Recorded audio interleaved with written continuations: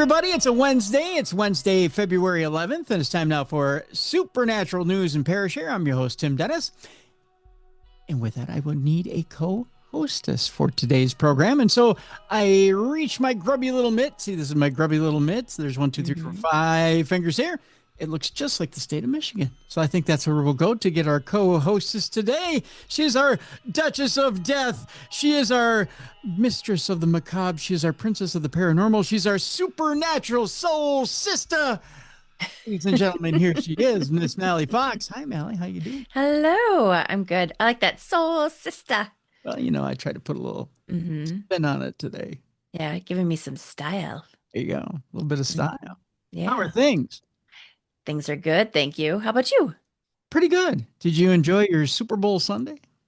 I did. I enjoyed the food more, but yes. Yeah. We had a spread from Portillo's. Ooh. Yeah. We did it up a little bit. So we had ourselves some Italian beef, some hot dogs, some Chicago dogs. Mm-hmm. Yeah. You know the little package they put together, you get chicken tenders with it. Okay. But they were a little too crispy. You know, sometimes they put a little bit too much coating on it. Yep. Yeah, they kind of did that. But there were cheese fries with it too. So the cheese fries, yeah. But it's good. Gotcha. It's a good package. Yeah. Mm-hmm. And their chopped salad. Oh my God, their chopped salad is so good. Mm-hmm. I don't know if people in Chicago try to overload their hearts, if this is a thing now. But their chopped salad has everything but the kitchen sink in it. It's got pasta, it's got bacon, it's got chicken, things that shouldn't be in salad. Okay. But it's good. I like it. There are things in that salad that shouldn't be in there, but it's good. Gotcha. Yeah. Do you have anything unusual? Well, you know what? I did because it was a quiet Super Bowl for me. I did Taco Bell. Yeah, I didn't do the big spread this time, so it was just Taco Bell. You know what I saw that they have? Did you try this at the Taco Bell? Did you try the salted caramel churros? Churros, yes. Delish. Were they good? Yeah, they're very good. And you know what they brought back? What's that? The taco salads, but they're mini size. Really? Yes, because they got rid of them for a while. Yeah, they did. Mm-hmm. I'm Yep. anxious to want to try those. The caramel churros? Yeah. They're very good. But you have to eat them right away because they get cold fast and then they're nasty. Oh, yeah. Okay. Yeah. Right. Yeah. So eat those first. Eat dessert first. Yes. That's what you're saying. Yes, exactly. But they're really good. Okay. All right. Good advice. All right. Yeah. Mm-hmm. We have our first review today. Yes. Mini churros. All right. Yes, because I got it mixed up with the Del Toro. Is it Del Taco? I think it's Del Taco because they have the I think they've got the donuts stuffed with the cream cheese. Oh, yeah. And I thought that Taco Bell had those, so I was going for a dessert. And I got my desserts mixed up. Oh. Yeah. What a dessert to get mixed up. I know. I love cream cheese, so. Yeah, me too. Yeah, anything that squirts in the mouth. Oh, wait, that didn't come out right. Yeah, that's what she said. Huh? Yikes. But you know what I mean? Like the desserts that have the insert stuff, you know? Yeah. Yeah. Yeah. Gooey stuff. You know what I got recently? What? When I had Pizza Hut last week because I wanted to try. You know what it was? I saw one too many commercials with Tom Brady getting tackled, so I needed to try Pizza Hut again. Yeah. So I decided to get Pizza Hut just because it kind of hit me. I was like, okay, I'm gonna just splurge. I'm gonna get Pizza Hut. And so as I went to get my little pizza deal, they had they sell the little mini Cinnabons now at Pizza Hut. Yep. Mm-hmm. I had to do it. Very Cinnabon good. is one of those once a year things for me where I got to try it. Right. Yep. Mm-hmm. And I realize now why I only do it once a year. The first one tastes divine. The second one is a little too slimy. And then you're like, now I figure out why I only do it once a year. Mm-hmm. Yeah. There's just something about the consistency of them. Yeah. The overwhelming sweetness is like, oh, that's so good. And then the second one, you're like, oh, it's got the slimy, and then you realize where Yeah. the sliminess is coming from, and you're like, oh, okay, I'm good. Mm-hmm. There's too much egg wash in it. Yeah. Yeah.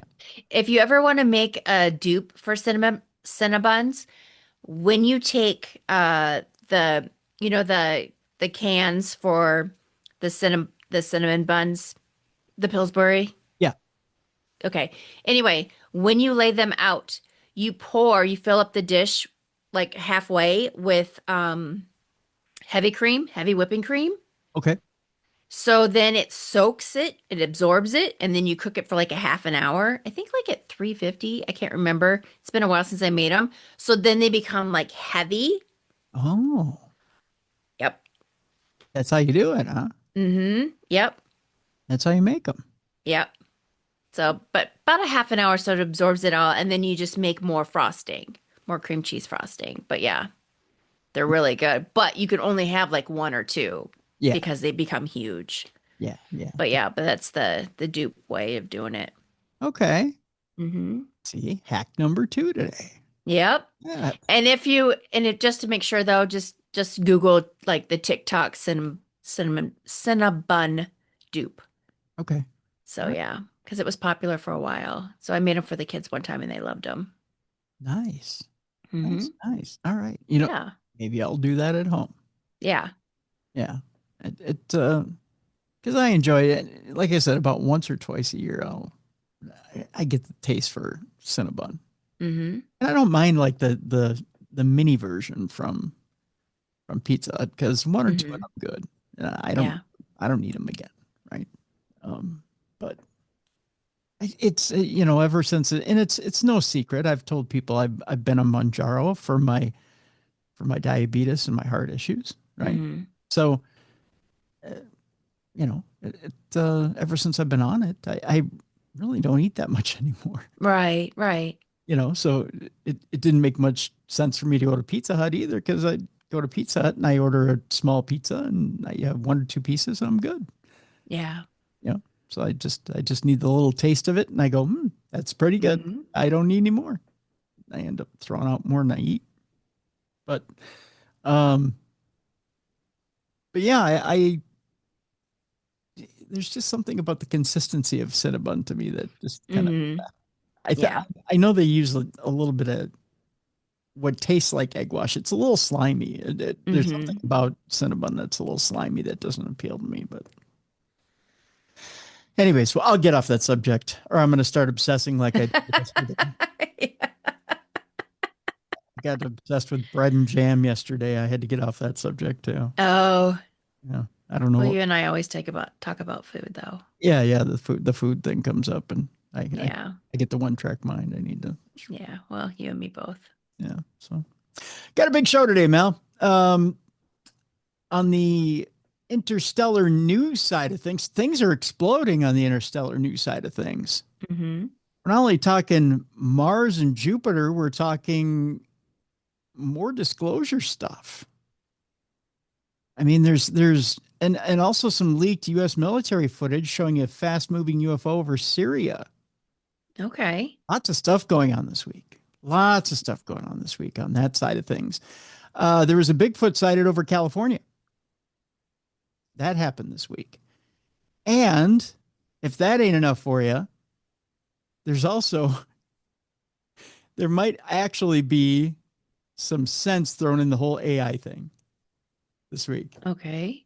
like an anti AI chatbot Okay. or anti AI, I shouldn't say chatbot, but an anti AI application out there that will require you to scan your pupil to prove that you're human. We'll talk about that in our AI segment today. Oh. A backlash, if you will. Uh-huh. I did notice the commercials for not only for the new movie coming out, the Spielberg movie Yes, during the Super disclosure. Bowl. Yep. Yep. But I did notice also AI commercials too. There's quite a Yeah. few. So They're trying to get to you. yeah. They're trying to appeal to you. So, Mm-hmm. yeah, Disclosure Day was all over the Super Bowl. Yes, yes. I even told Derek your idea of it's preparing us for something to come. Yes, it is. And I I was amazed at how many times it aired Mm-hmm. because it's what is it? What was it? 7 million a shot for? Actually, I don't know how much it was. I'm sure it was a lot. let's see. Let me Google it real quick. How Mm-hmm. much for an ad in the? I'm sure everyone is enamored with how with my in the 2026 Super Bowl game. There we go. 30-second commercial in the 2026 Super Bowl costs approximately $8 million. That Oh, ain't cheap. I, no. I thought it was 7 million because it's been going up about a million per year now. Mm-hmm. With some premium high demand spots reaching as much as $10 million, depending on where it was in the game. So peak price 10 million, average cost 8 million. Mm-hmm. All slots were sold out by September of 2025, according to NBC Universal. Okay. So the entire game was sold out. Gotcha. I always like the Dunkin' Donut commercials. You know what? Okay, so I found the ads incredibly boring this year, except Mm-hmm. for the Dunkin' commercial. I thought the Yeah. Dunkin' commercial was the best one. Yep. Yeah. But yeah, the Disclosure Day and the AI commercials I thought were, well, I don't know. What did you think of the Disclosure Day ad? Um, eh, I didn't think anything of it, to be honest. Did it give anything away to you? Not really. No. I don't. It, I think it played things close to the vest too, yeah. as to what we're going to see in the movie. Mm-hmm. Um, the AI commercials are very mysterious as well. Mm-hmm. It just kind of tells you there's more to be discovered, right? Yeah. Kind of play around with the app. There's more to be discovered, right? Mm-hmm. Yeah. Come on in. The water's warm. Yeah. Mhm. Mm-hmm. Sure, there is. But if Duncan would like to go paranormal, we would be more than willing to have, Right. sponsorship, right? Right. We'll do a trade deal. Yeah. It doesn't even have to be cash. Yeah. Pay us in donuts. Exactly. Yeah. Yep. Okay. Donuts and coffee. I love Duncan. Oh, you I've tell. got I've got one couple blocks down the street. Yeah. I mean, you Mm-hmm. can even pay us in Keurig. Yeah. Yeah. Exactly. Keurig cups, K cups Mm-hmm. like that. Yep. Yeah. Mm-hmm. I remember I know I'm going off track, but for a while though, the only Duncan was the one at the airport. So when you and I would come back from Yeah. from a Darkness Radio trip, you would always get like a dozen in that box at Yes. at the airport. So we'd be on that train and And I we'd have a box of would start eating before we even got off the train. Yeah. Yep. Yes, I was quite desperate in my Dunkin'. But that was the only place we could get one. Yeah. Yeah. You Get our get donuts. coffee and donuts before we even Mm-hmm. got out of the airport. Yeah. Yep. I remember that though. Good Yeah. memories. Now there's one right down the street from me. Yeah. Yeah. Me Good too. times. Yeah. But I remember that though, you'd have that big box. You know, and funny enough, and we'll get into news here in a second. Yes, yeah. We're just, Everyone's like, paranormal, let's go. let's go, news. Let's Yep. go. Come on, you guys just yip yap about crap all the time. There's a cousin of mine over in Mm-hmm. Friendly, Minnesota, owned the Mr. Donut for the longest time. Okay. And that Mr. Donut at one time was a Dunkin' Donuts, but then he flipped it over to Mr. Donut after Dunkin' left the franchise. So, and I know he doesn't have the Mr. Donut anymore, but now over in Fridley, they've got a Krispy Kreme. Okay. So there's a new Krispy Kreme Mm-hmm. franchise over there, and I've been over there only once. I went over there only once, mainly because it's like $137 for a dozen donuts at Right. Krispy Kreme. It's Mhm. outrageous for a dozen donuts at Krispy Kreme. You have to sell a kidney to get a Yeah. dozen donuts. Hmm. It's outrageous. 20 some dollars for a dozen donuts. Yeah. There isn't a Krispy Kreme near me. No. No. I mean, they're good. Yeah. No, they are, especially when they're right out of the oven. They're nice and warm. Yeah. But I mean, they put one of those factory looking buildings in and Hmm. but it's outrageous. Anyways, let's get to our news. All Interesting right. news today. First headline is UFO disclosure advocate granted access to secretive U.S. bases. That's right, Mal. We now have the government putting their own representatives in to tell us what is going on behind closed doors. Kind of sounds like the wolf in the hen house, doesn't it? Hmm. Yeah. President Trump has reportedly given permission for U.S. Congressman Eric Burleson to access the facilities so that he can tell us what's going on in places like Area 51. Burleson, who has long called for more transparency and full disclosure of everything the government knows about UFOs and alien life, has revealed that he had requested to be given access to various facilities across the United States, rumored to house evidence of captured alien technology. The White House has told the DoD to make it happen, he said. The extent to which they've been involved is literally just saying to the Department of Defense that we're backing his request. Do what you can to make it happen.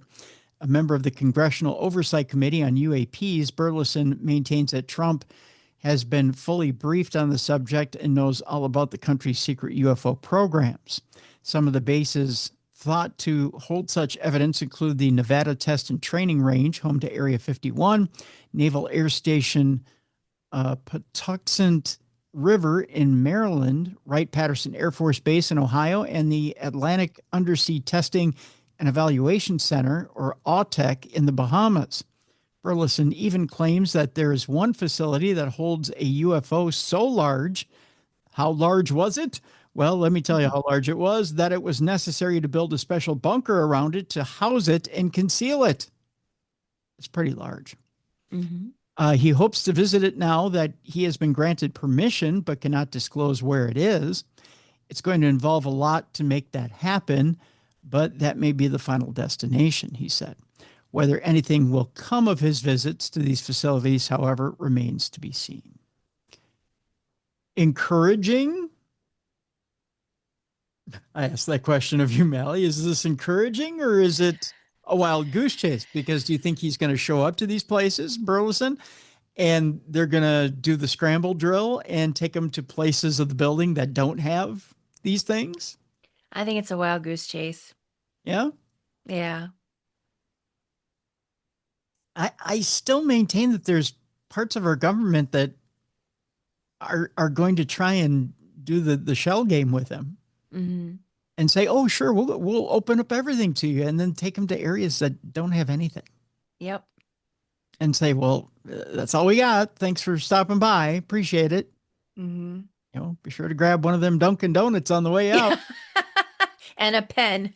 A pen. Yeah. Yeah. Souvenir pen. Yep. Thanks for stopping by, Hmm. Representative. We appreciate your courtesy, your loving attention to our base.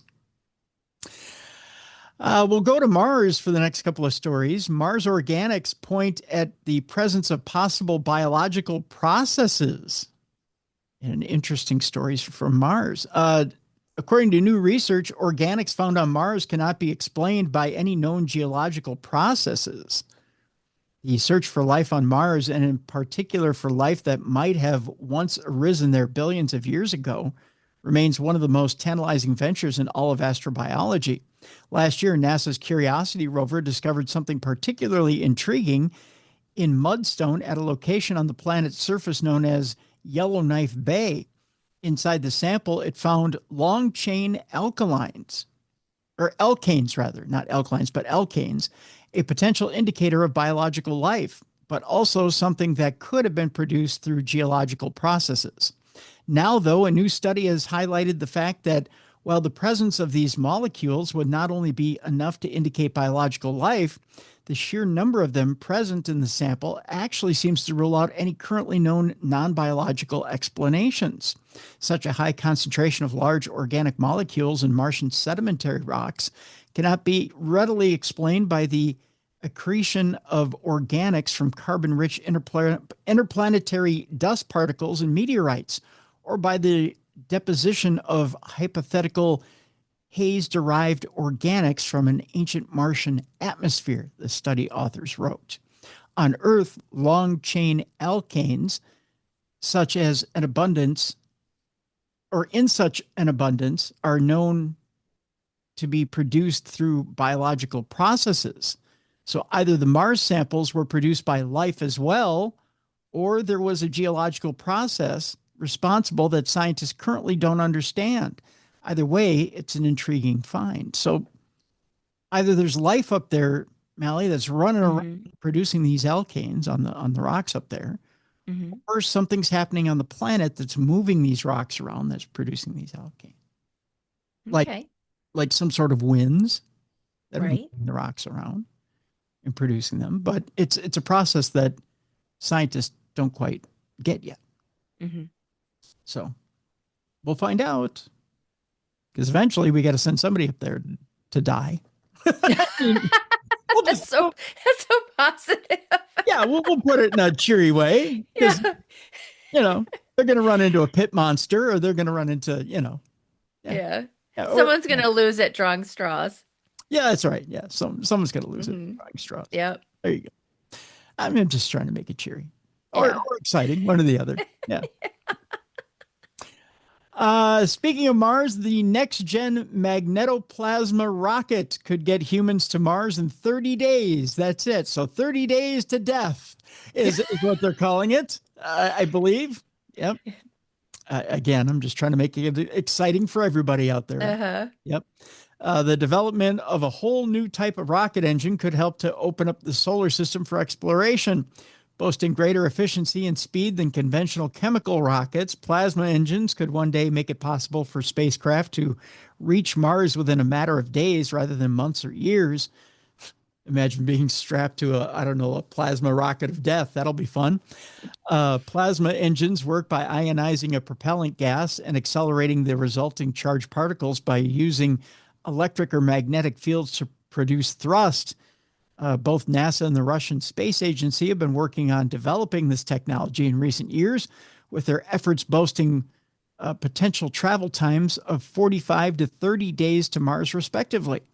NASA's versions include the Pulse Plasma rocket via NASA Innovative Advanced Concepts and the Variable Specific Impulse Magnetoplasma rocket via the Texas-based Ad Astra Rocket Company.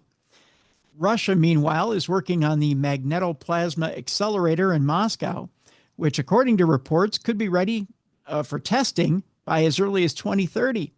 Elsewhere, China is also trying to get in on the action with the Xi'an Aerospace Propulsion Institute, developing what it calls a high-thrust magnetic plasma thruster. Isn't that an oxymoron? High-thrust magnetic plasma thruster? Because it's already thrusting, so why would you need a thruster? It's almost like a tongue twister. Yeah, thrust. See now. How many thrusts do you need for a thruster? Yeah, high thrust. Now, see, I had it down before you said it was a thruster. A high thrust thruster. Yeah, high thrust thruster. God. High thrust thruster. Right. Yes. How many thrusts do you need? How many thrusts before it becomes thrush? I don't know. In fact, it seems as though the development of the plasma engine has itself initiated a kind of 21st century space race of sorts, with at least 3 major competitors battling it out. Which country will ultimately manage to build a working plasma engine first? Well, that remains to be seen. Although, which one builds the one that has more than one thrust to it? We'll find that out as well. Okay. That's right. The first 1 to 4 thrusts, well, they win. That's what I say. Gotcha. We go from Mars to Venus in this one. What's that book?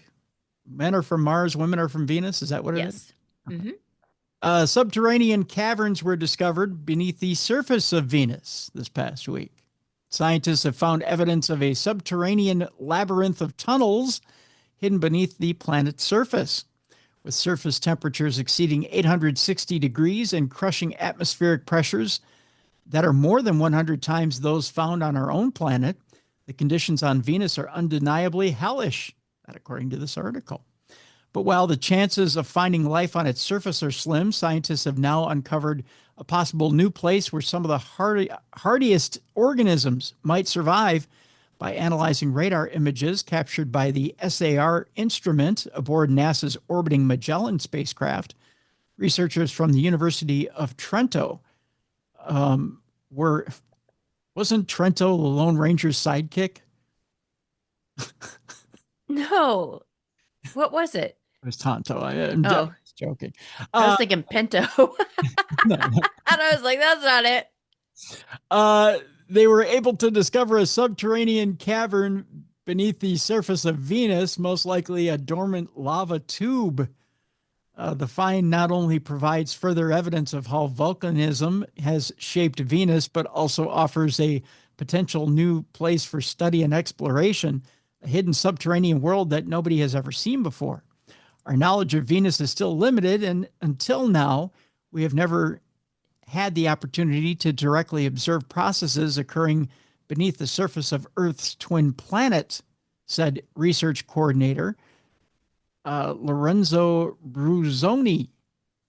The identification of volcanic cavity is therefore of particular importance as it allows us to validate theories that for many years have only hypothesized their existence. The discovery contributes to a deeper understanding of the processes that have shaped Venus's evolution and opens new perspectives for the study of the planet. So we get a look at Venus without having to get scalded, evidently. Nice. That's kind of fun. Mm-hmm. That's something fun. There's a new article out there that's asking what the purpose of NASA's proposed lunar space station might be. Known as Gateway, the ambitious orbiting lunar space station has recently come under some legislative fire. The Lunar Gateway is planned space station. It is a planned space station that will orbit the moon, and it's part of NASA's led Artemis program. Artemis aims to return humans to the moon, establishing a sustainable presence there for scientific and commercial purposes, and eventually reach Mars. However, the modular space station now faces delays, cost concerns, and potential U.S. funding cuts. This raises a fundamental question. An orbiting space station necessary to achieve lunar objectives, including scientific ones? Well, that's the idea. The president's proposed 2026 budget for NASA sought to cancel Gateway. Ultimately, pushback from within the Senate led to continued funding for the lunar outpost, but debate continues among policymakers as to its value and necessity within the Artemis program. Canceling Gateway would also raise deeper questions about the future of U.S. commitment to international cooperation within Artemis. It would therefore risk eroding U.S. influence over global partnerships that would define the future of deep space exploration. Let me take a sip here because I think I'm fumbling. There we go. Gateway was designed to support these ambitions by acting as a staging point for crewed and robotic missions. Not crude as in lewd and crude, but crude as in manned crewed. Gotcha. There's different spellings here. Crude as in CREWED, crude. Crewed and robotic missions, although robots can be pretty crude, I'm not going to lie. Such as lunar rovers, and as a platform for scientific research and as a testbed for technologies crucial to landing humans on Mars. It is a multinational endeavor. NASA is joined by 4 international partners: the Canadian Space Agency, the European Space Agency, or ESA, the Japan Aerospace Exploration Agency, and the United Arab Emirates Mohammed bin Rashid Space Center. I bet you didn't know he had his own space center. I had no clue. Well, now he does. Most components contributed by these partners have already been produced and delivered to the U.S. for integration and testing, but the product has been beset by rising costs and persistent debates over its value. If canceled, the U.S. abandonment of the most multinational component of the Artemis program at a time when trust in such alliances is under unprecedented strain could be far-reaching. It will be assembled module by module with each partner contributing components and with the possibility of additional partners joining over time. So it sounds like it's kind of in a little bit of a fragile state. And we kind of need to do our part. Mm-hmm. There's a little bit more to the article. I tell you what, I'm going to post the rest of this article in the description of the program so you can check into it more if you'd like. The gist of the rest of the program or the article is that if the Gateway program no longer makes technical or operational sense for the U.S., its benefits could still be achieved through another project. So it could go on if it doesn't go on in its current form. It could be located on the lunar surface, integrated into a Mars mission, or it could take an entirely new form, according to the article. But if the U.S. dismisses Gateway's value as a long-term outpost without ensuring its broader benefits are preserved, it risks missing an opportunity that will shape its long-term influence in international trust, leadership, and the future shape of space cooperation. So, but I'll post the rest of it so you can get more of the details if you're interested in the description of this program, so you can get more in depth with it if you wish. All right. Our next story has to do with new leaked U.S. military footage showing a fast-moving UFO over Syria. Now, I've got a picture here, Mal, which will make you go, well, that could be anything, right? Okay. Yeah. Yeah, it's pretty much just a big blip on a screen, right? Mm-hmm. It's a dot. It's a blip. It's a dot. Yeah. The intriguing new footage was recently revealed by investigative journalists Jeremy Corbell and George Knapp. According to Corbell, the clip, which was recently filmed or reportedly filmed by an MQ-9 Reaper drone, was recorded back in 2021 over Syria near the border with Jordan. The object, which was visible for over a minute, was recorded using thermal imaging and, according to Corbell, exhibited instantaneous acceleration as well as abrupt directional changes, which is what makes it fascinating. Accompanying intelligence documentation also allegedly claims that there was no evidence of any known traditional propulsion system or thermal signature. The origin and nature of the object have been formally described as unknown. Speaking on the Weaponized podcast recently, Corbell and Knapp noted that this particular region has become something of a hotbed for sightings of unidentified objects. According to Corbell, in one incident, the bridge of a U.S. Navy vessel was suddenly bathed in a light so intense that the commanding officer was unable to see her hand in front of her face. Pretty intense. Yeah. It says here, could the object in the footage be responsible? As things stand, the clip, which is in this article, and I'll post in the description of this program, raises a lot more questions than answers. And it's quite fascinating. So again, check the description of this program for the clip, and you can check it out for yourself and see what it is that you believe about it. We talked just two stories ago about Artemis 2, that the program that's has everything to do with the moon landing, and about the delay in Artemis 2. And the question is here about bringing moon landing conspiracy theories back into focus. Okay. As we know, a lot of people, I shouldn't say a lot of people, a fair amount of people think that we didn't land on the moon the first time. They're now saying that, well, this talk of going back to the moon is just that. It's just conspiracy theory. There's still a large group of people who do not believe that the Apollo moon landings ever actually happened. When the Saturn V rocket carrying Apollo 11 and its crew first took off from the Kennedy Space Center on July 16th of 1969, the whole world watched with bated breath as 3 men took to the heavens on the most daring mission ever undertaken.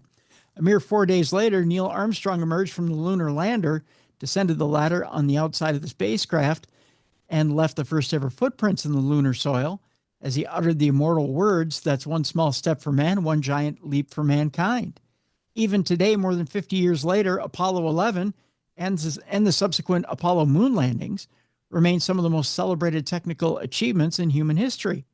That said, there remain a small minority who continue to argue that those landings never actually took place, and that rather than returning humans to the moon, NASA's upcoming Artemis 3 mission will instead see humans walking on the moon for the first time.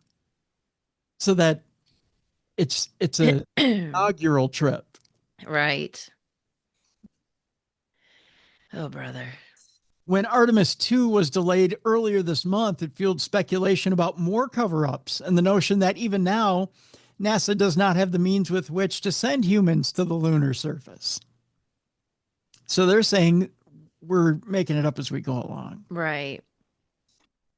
There are even some who believe that the Artemis program will itself be a hoax and that manned lunar exploration is totally beyond humanity's technological capabilities.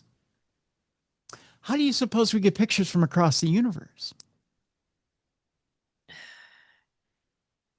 It's a lot of energy and time to be faking it. It is, yeah.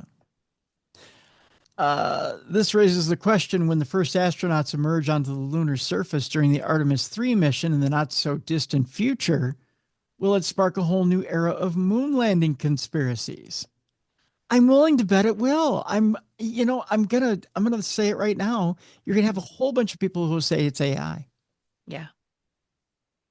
And you can't convince those people either way. Right. They're going to say it was produced by Spielberg, it's AI, it's Lucasfilm, it's right. Yeah. Yeah. And they're going to say there's no way they believe it. Right. Bring me something back tangible. Mm-hmm. How about we just send them? Yeah, exactly. Send them. Send somebody. Send a layman up there. Mm-hmm. Yeah. Will people once again refuse to believe that it's real and maintain that the footage is faked? In an era dominated by AI-generated videos, it would be easier than ever to make such a claim. Well, and again, like we just said, somebody is going to say you faked it. Yeah. And a lot of people are going to say that. The same people who say flat Earth are going to say we faked the moon landing. Right. All right. With that, we're going to take our break. When we come back, we do have a Parashare today, by the way. Oh, nice. Yeah, we do have a Parashare. We've got Mallie's Bits and Bobs, and we've got an interesting AI story that may be anti-AI. Okay. I like it. Yeah. And we've got a California Bigfoot story, among others. Our palate cleanser today is literally up our ass. It's just one that's completely up our ass. Okay. So, that's about what I've got for you today. We've got a lot of paranormal odds and ends as well today. So there's interesting stories all the way around today. So that'll do it for today. Supernatural news and Parashare. Lots of good stuff on the way for you today with your buddies Tim and Mallie right here on the best in paranormal podcasting. This is Darkness Radio.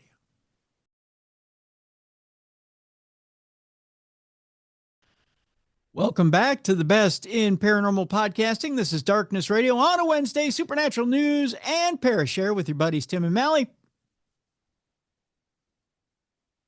Know what I'm doing, Mel? What? Got the last of my happiness in a big old hug. Oh, I said happiness. You know what that means. I was trying to hold on to my innocence for as long as possible. That wasn't very long. Oh. That's what she said. Okay. It's time now for our AI news segment. Once again, we have another story here, Mallie, of AI lying to people. Not surprised. On a mass scale. Mm-hmm. First, it's fireworks at New Year's Eve or just fireworks in general. Hey, come out and see the fireworks. Nope, nope, nope. We're lying to you. Time. Okay. It's chaos as AI sends tourists to an attraction that doesn't actually exist. Okay. A travel booking website ended up in a pickle recently when one of its articles sent people to a non-existent attraction. According to reports, an Australian tourism firm found itself embroiled in controversy earlier this year when it put out an article about idyllic destinations known as the Weldboro Hot Springs, described as a secluded forest retreat with an authentic connection to nature. The hot springs were depicted in an included photograph and even made it into the site's list of 7 best hot springs Tasmanian experiences for 2026. Oh, how nice. Its reputation as a tranquil haven has made it a favorite among local hiking groups, wellness retreat organizers, and anyone wanting an experience one of the more untouched hot springs that Tasmania has to offer, the description said on the Tasmania Tours website. Keen to visit the hot springs, but with no idea how to actually get there, tourists headed to the general area, then asked local businesses for directions. The trouble was, the hot springs don't actually exist. Mm, Yikes. yeah. It turned out that the company had been using an AI to write some of its articles, and the system had hallucinated the entire thing. Mm, So it just kind of made up its own hot springs. right. The firm's owner explained that they had turned on to AI to help complete with larger companies to provide new articles on a regular basis. Unfortunately, in this particular case, the decision seems to have backfired spectacularly. Yes. Not a good thing. Not a good thing at all. Okay. Meanwhile, we have another story here that, there we go. Speaking of AI, my button ain't working. Mm-hmm. Another story here that is a couple weeks old, but was sent to me multiple times. And we're like, Tim, here, read this one, read this one. But it's so much that I didn't want to read it. Okay. But I'm going to now. Okay. A gun-toting robot dubbed the real Terminator repelled a Russian army on its own for 6 weeks. Happened in the the Russian-Ukrainian war. Okay. Yeah. It was quite the story. Actually, it was quite the well-reported story. Ukrainian forces have been using the dev droid TW-12-7, a machine gun-armed unmanned ground vehicle, which held back Russian troops for 6 weeks without being hit. The dev droid TW-12.7, which is an unmanned ground vehicle, about the size of a sit-on lawnmower, and is equipped with a 50 caliber M2 Browning machine gun, is operated remotely by a soldier up to 15 miles away and can traverse rugged terrain up to 4.3 miles per hour using an AI automatic guidance system or manual control. That's a little scary. Yeah, it is. Yeah. Ukrainian Third Army Corps deployed the dev droid in multiple positions for a 45-day period, during which it repelled Russian advances for 6 weeks using or without sustaining any hits. So they didn't take any hits whatsoever during this period. Mm-hmm. Vehicle's AI gunner performed the combat role for up to 6 soldiers in an armored car, firing repeatedly at Russian positions. Maintenance and ammunition supply or resupply were carried out every 48 hours by a crew stationed 2 miles from the front line. So they would run up, restock, get out of there. Mm-hmm. 2 miles. No loss of life. That's something. Mm-hmm. It's unbelievable. Here's a picture of this thing. Yeah, look at that. How would you like to run into that in the field? Wow. That's unbelievably freakish. And they said it was the size of a A riding lawnmower? Yeah, size of a riding lawnmower. Okay. Yeah. The AI gunner came under daily fire but did not take a single bullet. The unit's leader said the feat marks a new chapter in modern warfare with repeated attacks held back without a soldier being put in harm's way. Oh, that's good at least. Yeah. Scary for the Russians, though. Well, right. Right. Right. NC-13 Strike Company Commander Mykola Zinkevich said the war currently underway in our country is the first and only modern technological war in history. Machines like these are what will change the course of combat operations. Wow. Okay, who built this thing, first of all? Mm-hmm. I don't think the Ukrainians built this. Yeah. Yeah. Who do you think did? Mm, if I knew any better, I'd say it was us. Yeah. Mm. I think it's U.S. technology. That's a scary thing. That's for sure. Watch, it's like a high school science club, like a robots Yeah, club. probably. It was probably some robot club at USC or some high school somewhere, I'm sure. Uh, All right. And finally, OpenAI is working on a social media network that could require a creepy eye scan. Here's the deal, though. mhm. Signing up for the bot-free platform would reportedly require submitting some biometric data. So, in order to say that I'm real and not a bot, you gotta subject to good old-fashioned I'm a human type real data. In other words, biometric. Mhm. OpenAI, the company best known for its AI applications like ChatGPT and Sora, is reportedly working on a social media network designed to be free from AI bots. The catch is that users may need to have their irises scanned for access. Just like the movies. Yeah. Forbes reported on Wednesday, citing unnamed sources familiar with the project, that the platform is still in very early stages and is being developed by a small team of fewer than 10 people. The goal is to create human-only social platforms that would require users to prove that they're real people. To do that, the team is reportedly considering implementing identity verification through Apple's Face ID or through the Orb, which is an Orwellian eye scanning device made by a company that was also conveniently founded by OpenAI CEO Sam Altman. The new social media platform seems to be Altman's latest attempt to solve a problem that he himself and his fellow architects of AI helped create. Altman first tried to tackle the bot problem in 2019 when he co-founded Tools for Humanity, which is the company behind the World app, formerly known as WorldCoin. The project aimed to create a global ID and a crypto-based currency that would only be available to verified humans. The project has since evolved into a super app called World that has messaging and payment features, but verification requires humans to get their eyes scanned by the soccer ball-sized Orb device in exchange for a unique digital ID code stored on their phone.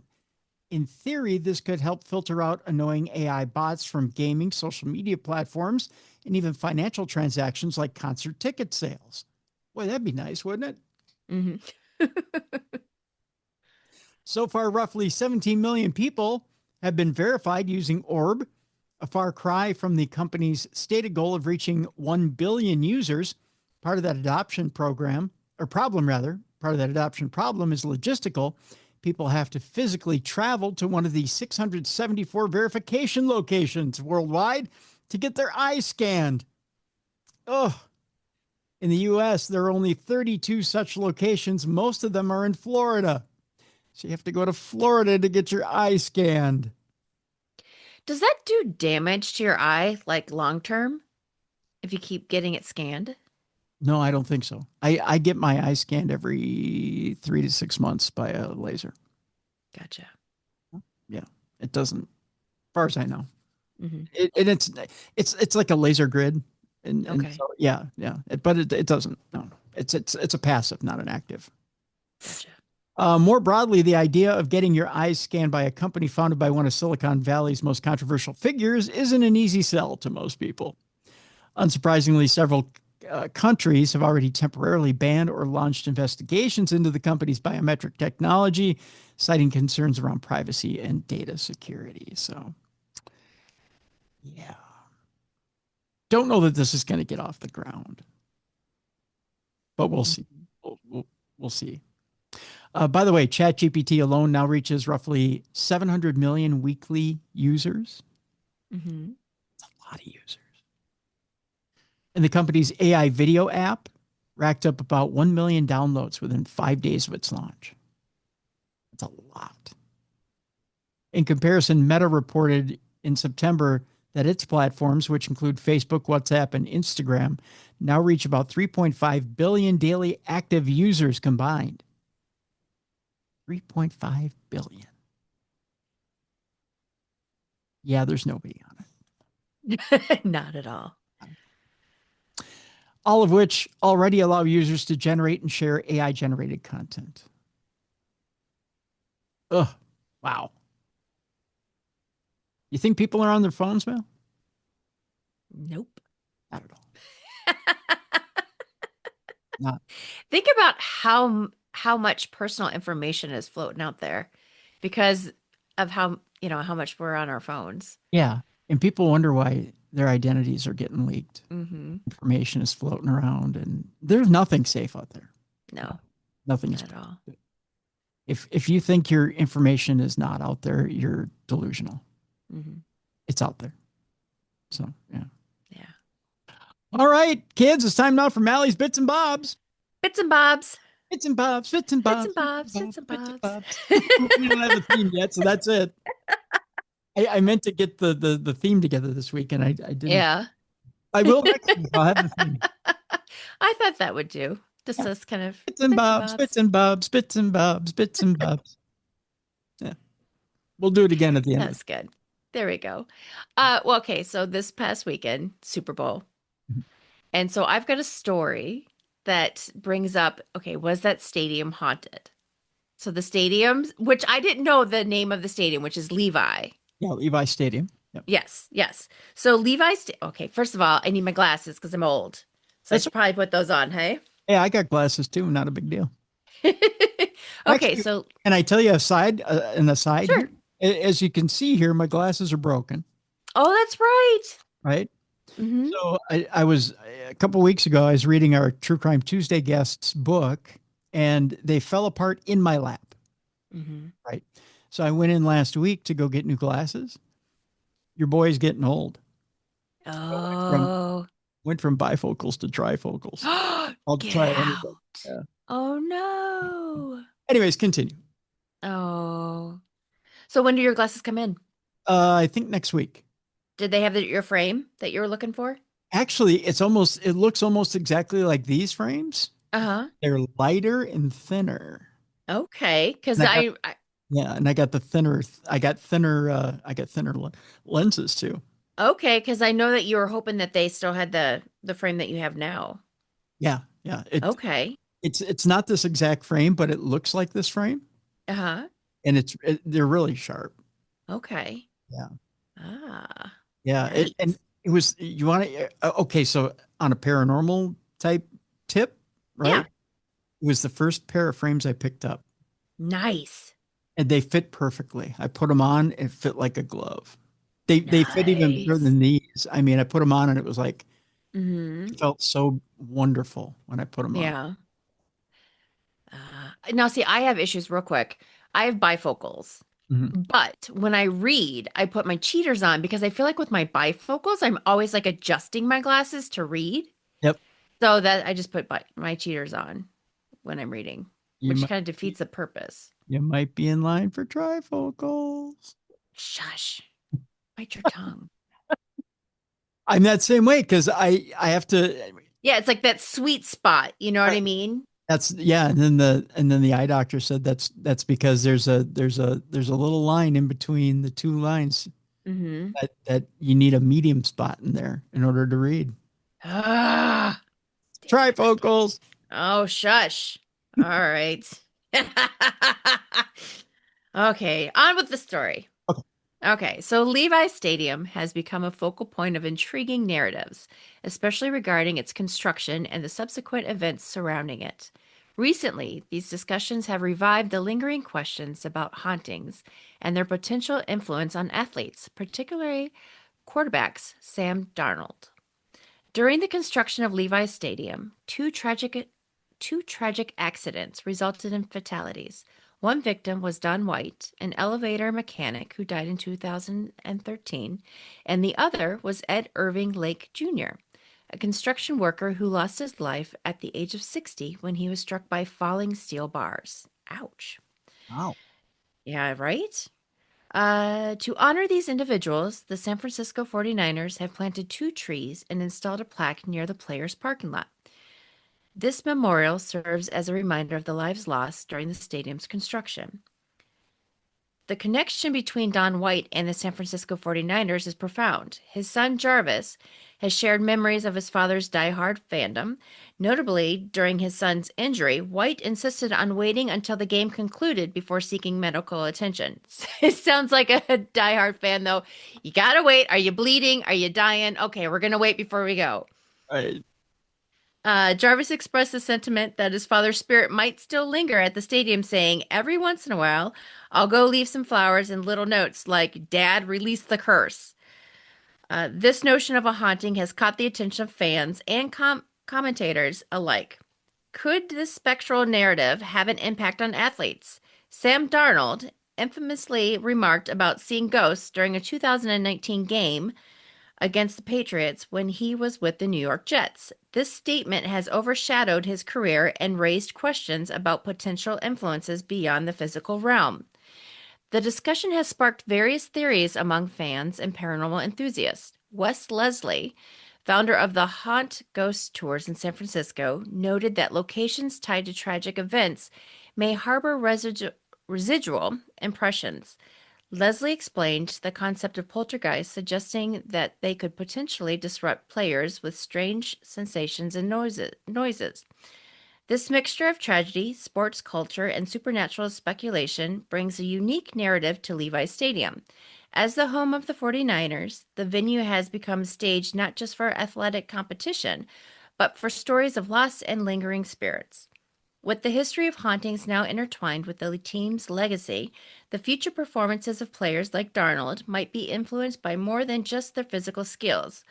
Whether or not the stadium is truly haunted, it continues to captivate the imagination of fans and players alike. So there we go. Now, I do know, though, that I'm trying to think who it is, but I remember reading a story once where the opposite team likes to put the other team in a haunted hotel the Pfister to kind of, Hotel in yeah, Milwaukee. that's what it is. Yeah, to kind of, yeah, make the Yeah. odds better for them. Yeah. And as a matter of fact, we have quite a few friends who have investigated the Pfister. Okay. And in fact, Beer City Bruiser has stayed in the Pfister many, many, Okay. many, many Yeah. times. Yeah. And Now remember, I stayed at the Pfister too because I had the Kool-Aid Man. that's right, the Kool-Aid Man. Um, Bruiser pranked his tag team partner at the Pfister Okay. once. It was a funny story. He told the story here on the show. Speaking of stadiums that have had Uh-huh. deaths in them, US Bank Stadium here in Minneapolis had a death in it Oh, while it was under construction. As a matter of fact, it happened on my birthday, oh, 2015, August okay. 2015. 35-year-old Jeremy Gruber died, and another was seriously injured on August 26, 2015, while building US Bank Stadium in Minneapolis. They fell 50 feet from the roof while installing decking on the north side. Following the incident, OSHA fined subcontractor Burwald Roofing and general contractor Mortensen Construction for safety violations. Yikes. So, yes, Virginia, there is more than one stadium out there that has this phenomena, if you want to call it that. Right. Yeah. Yikes. Ugh. I bet stadiums and like bridges. I would Yes. think a lot of bridges would be haunted with all the deaths, Yeah. Yeah. you know? Okay, so my next story, I I've said it before, my guilty pleasure, Kardashians, right? Mhm. Love them. Well, Khloe Kardashian more so than the other ones. But so Khloe Kardashian, she now has her own podcast, and she has brought up before uh ghosts. She's fascinated by ghosts, psychics as well. But she says now that she has no fear, and she opens up about death. So Khloe Kardashian has shared her thoughts on death. On the latest episode of her Khloe in Wonderland podcast, she detailed her own perspective on mortality. She said, I have absolutely no fear about death. Like, I know where I'm going. I'm excited to go there, but not in a way where I would hurt myself.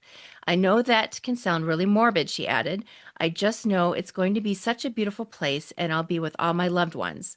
Kardashian admitted that there's one thing she's afraid of for when that day comes, leaving my children and my loved ones. That would be it, she said. But the rest, I'm like, I'm good. I'm solid up there. Kardashian previously recalled the death of her father during a November episode of her podcast when she was asked about the most pivotal moment that changed her life. Probably my dad dying, and I think it was the most traumatic, I think for anyone. But I was 19 and my brother was 16, and for him and I, it was really traumatic, she said. We were together a lot, so I know our experiences together regarding her and her brother Rob. She added, at the time, you don't think anything positive is going to come out of this, but then after that, you realize, okay, it taught us to be responsible and to get a job and to stand on our own 2 feet. We were very reliant on my dad. Chloe continued sharing that when he died, we didn't have that privilege of relying on him, and so it was just really made us strong, good, responsible people. Robert Kardashian Sr. died in 2003 at the age of 59, 2 months after he was diagnosed with cancer.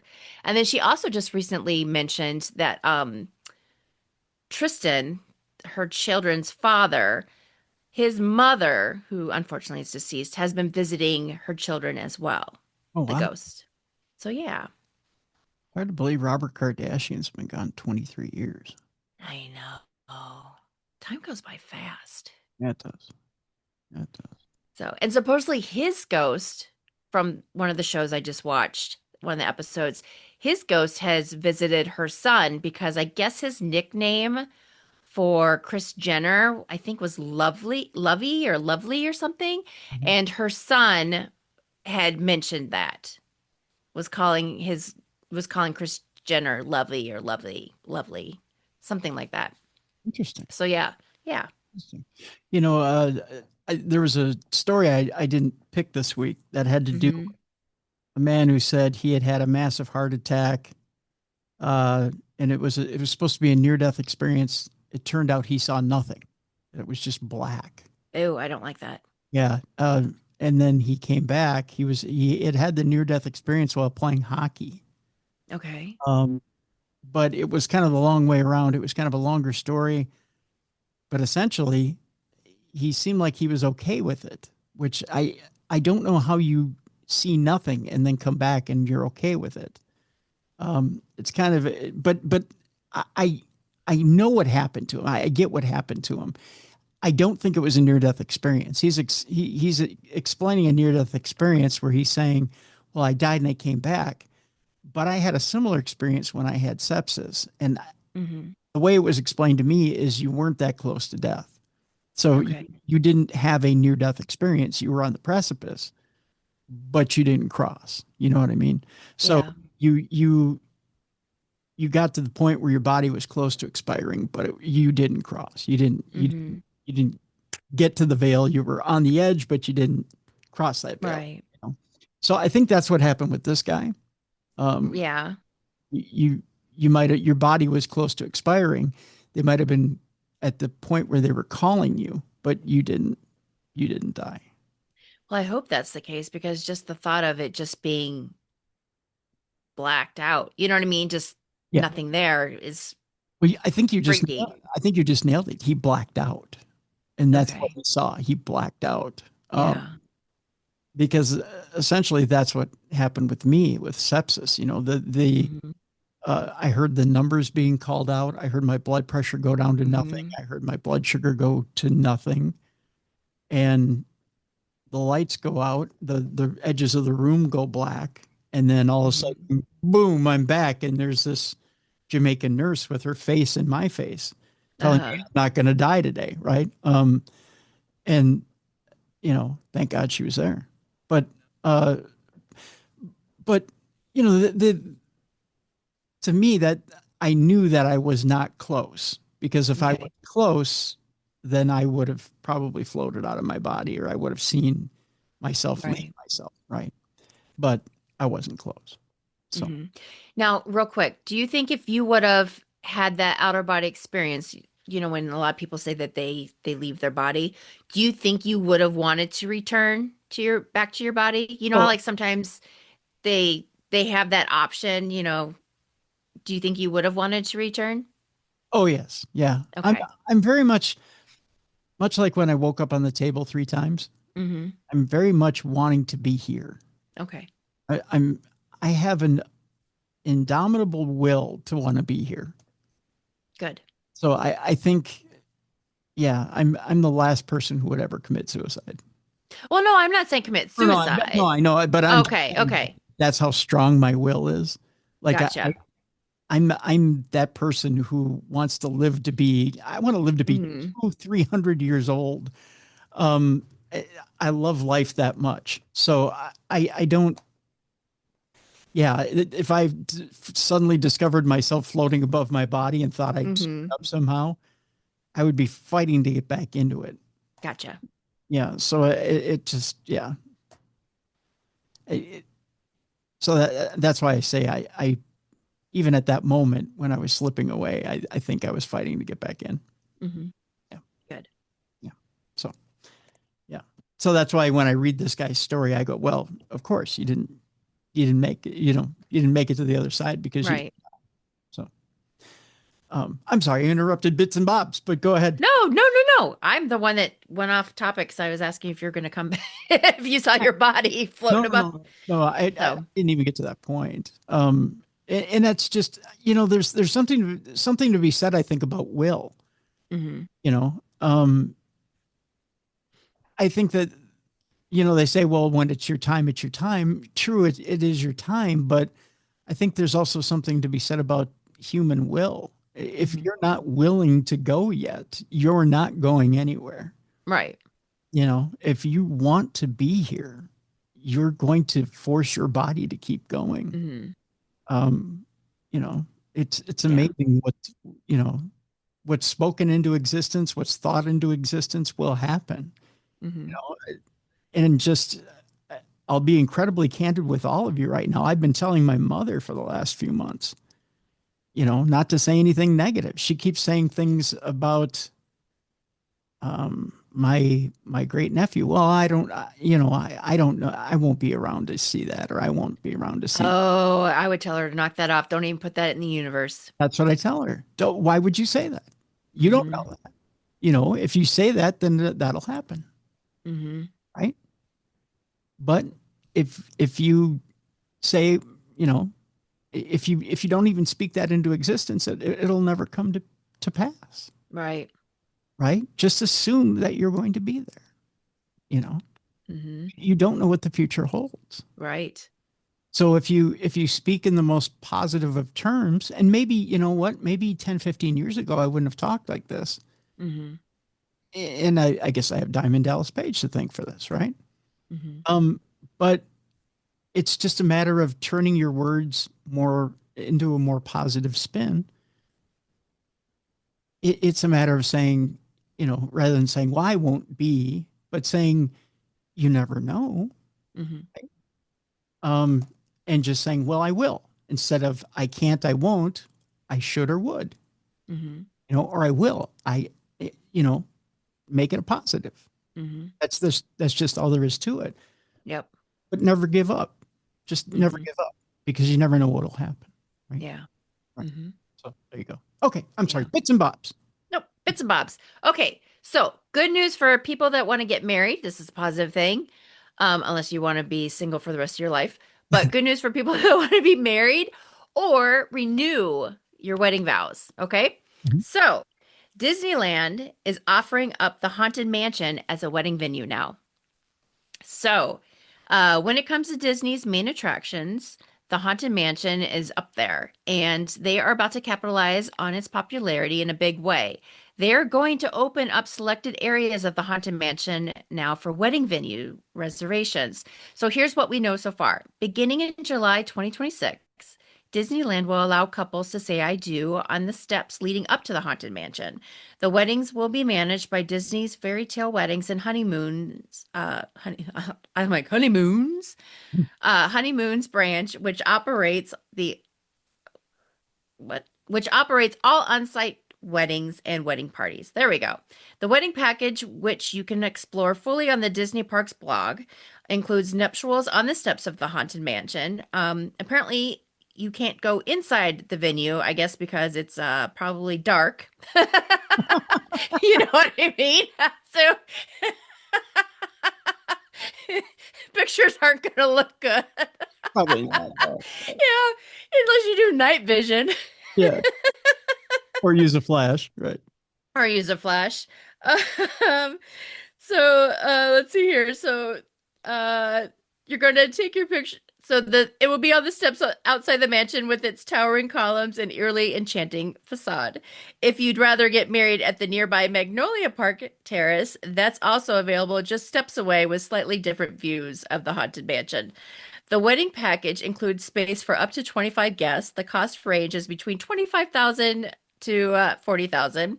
It comes with efficient lighting, photography, and transportation to and from an on-site resort. Now, I saw something that also mentioned that, and I don't know if this is for every wedding there, but I saw something that it had to be done before the park opened. Oh, So I don't know what time the park opens, pretty. Yeah. Yeah, it's early. Yeah. But it said it had to be what I saw. They were mentioning it had to be done before the park opened. So I don't know if that's like 6 o'clock in the morning or what. Yeah. So that's like a 6-7 a.m. wedding. Yeah. So me as a guest, I would not be happy with that. But anyway, I digress. Also, if you prefer a wedding at sea, you can now book a wedding ceremony at the Haunted Mansion Parlor on the Disney Destiny cruise ship.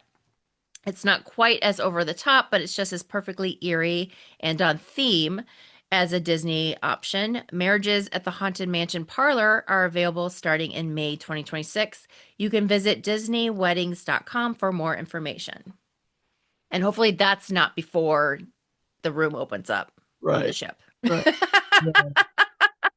Hopefully that's not at the crack of dawn either. Yeah, because if you're celebrating the night before, yeah. You know what I mean? Like groom's dinner, that would suck.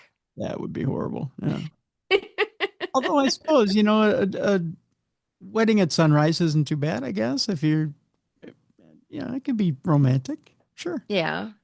I guess. I'm not an early riser, but yeah. I am not either. Yeah. But I mean, if you're going for the effects, if it's kind of night or if it's dark, because it wouldn't be night, but if it's dark and you've got the mansion behind you, I mean, it could look cool. I mean, I would like it to be inside because that would be really cool, but Yeah. Oh, well. Unless it's really, really early morning, like 5 a.m. and the sun's still down, and then you've got the effect, right? Yeah. Yeah. Then you're going for what you're going for. Yeah. But if you're a Disney nut, like those, you've got those certain people that collect all those ears, You know what I'm talking about? Like they have ears for everything and they will fight you for them. Right. I think just the Haunted Mansion alone, just the draw of that, I think is perfect. Mm-hmm. Yeah. I would think the actual castle would be the draw, not the Haunted Mansion, but getting married near the castle or outside the castle, because that's where my nephew proposed to his wife. Yeah. But I think you can do that, though. I think you can get married in front of the castle, though, can't you? I thought that they did allow that. Do they?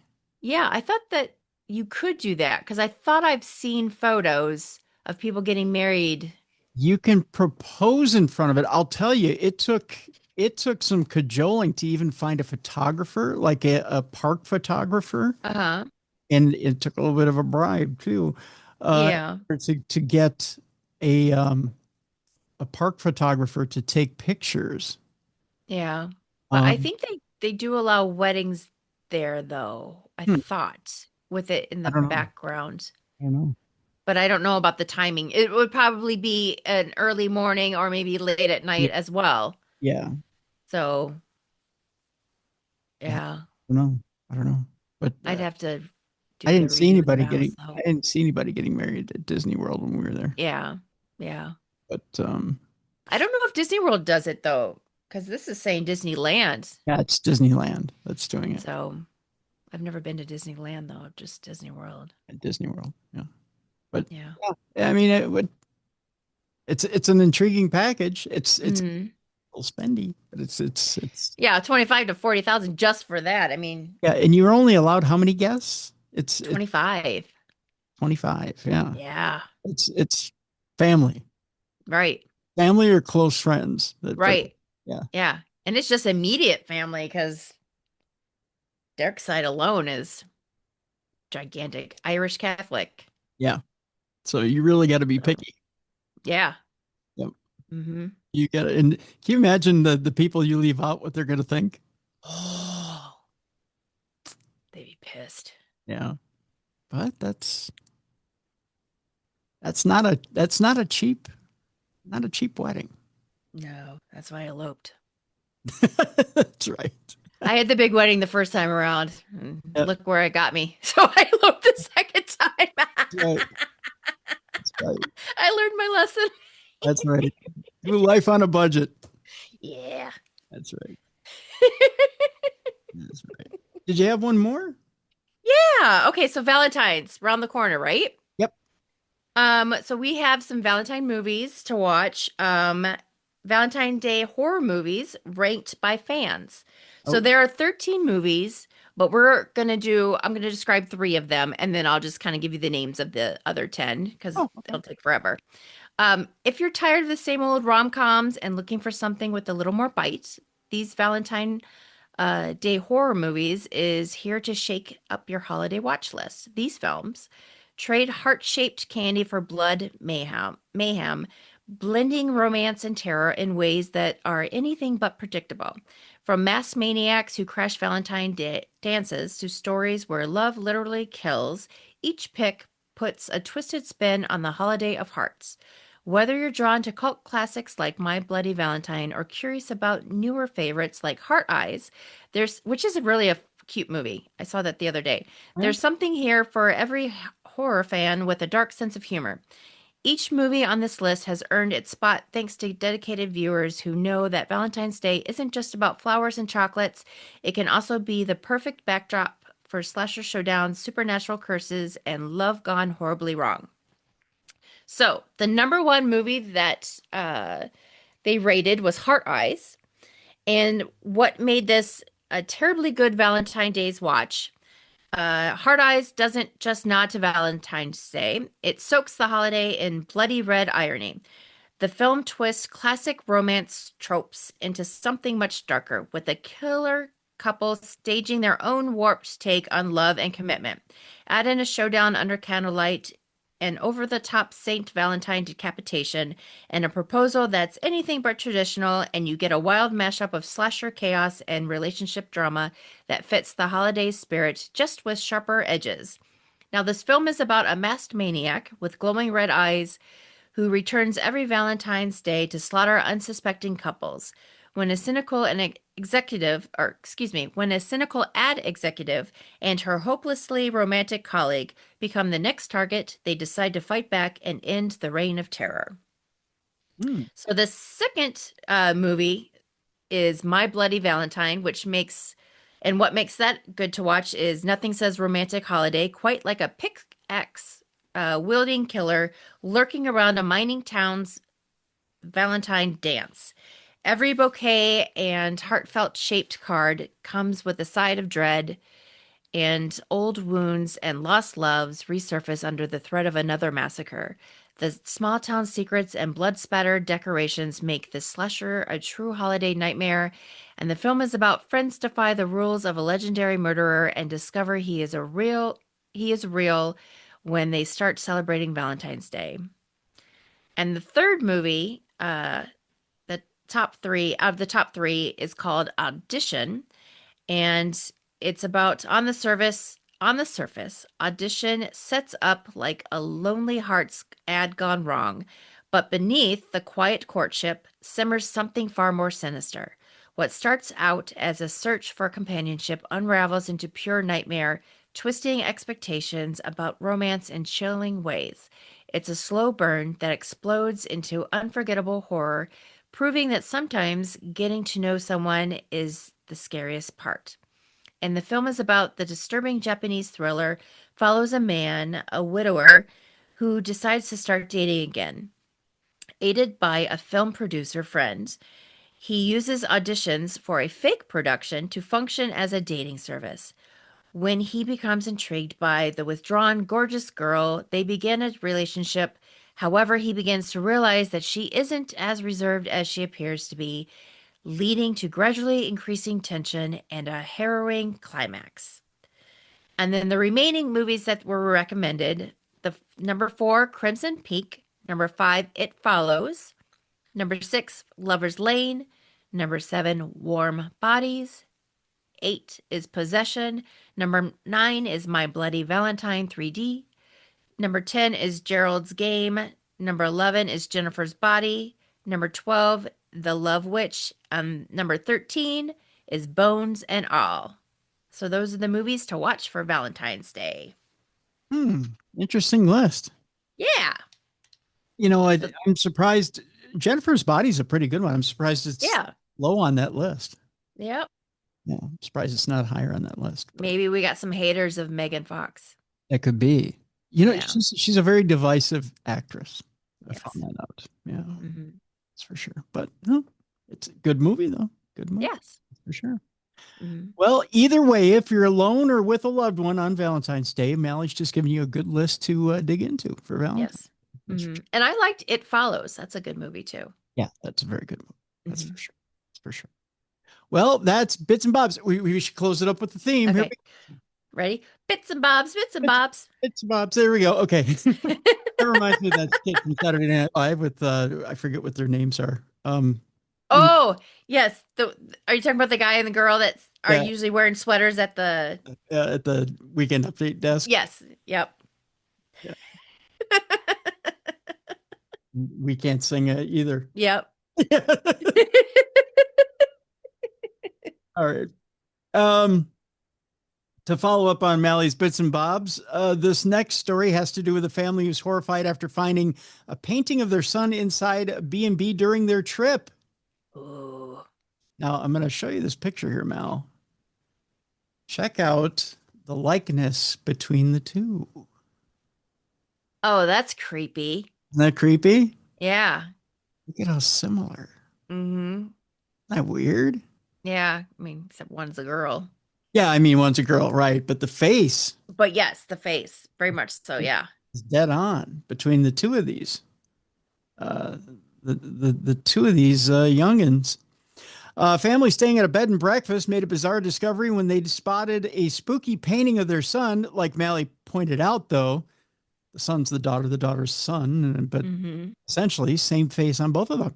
The family, who relocated to Sweden from the UK 2 years earlier, were returning from a skiing break and needed a stopover during their long journey home. Mom Jenny Stevenson explained that they stayed at an isolated B&B for the evening, hoping to catch some rest. Of course, now there we go. iPad just decided it wanted to take a little snooze. There we go. It's a little tired. My poor little iPad. The family were preparing to have dinner in the shared dining area when they spotted something amiss. My daughter just went, "Mom, there's a picture of Barney on the wall." Not the dinosaur, but yeah. Thanks for the clarification. Jenny remembered. When the mother of three examined it more closely, she discovered a portrait of her child bearing an almost exact resemblance to her 7-year-old son. The mom described it as disconcerting, and the family felt thoroughly unnerved. I don't blame them for feeling Mm-hmm. thoroughly unnerved. Um, uh, again, my iPad wants to take a little bit of a snooze as I try to scroll. Fortunately, Jenny and her husband. Oh, here we go. The piece entitled "Flowers in the Meadow" by Swedish artist Carl Larsson shows a young girl who bears a striking similarity to their boy, apart from her lengthy hair in the artwork. The youngster appears wearing a hat while surrounded by blooms. Fortunately, Jenny and her husband weren't overly unsettled by the artwork, and Barney found the entire situation amusing. So there was a little bit of a chuckle there, I guess. Mm-hmm. Um, the rest of the story, for some reason, doesn't want to populate, I guess. But Mm-hmm. yeah, I don't know. Is that something that would unnerve you, Mallie? If you, I think it would be kind of cool. yeah, Yeah. Have you ever seen those stories where like the celebrity looks like it's someone from like 100, 200 years ago? Or you see like someone now and they're standing next to somebody at the or a painting in the art museum yeah, and they look very much alike. I yeah. always find that neat. Sometimes they make like time travel stories out of it, like Yeah. this person time travel, or they're in a painting, or they're in a picture, Mm-hmm. or something like that. Yeah. Mm-hmm. Yeah, Because I think there was one that was Nicolas Cage and he looked like somebody, a black and white photo. yeah. There was one too with was it Robert Downey Jr.? I think so. Yeah, something to that effect.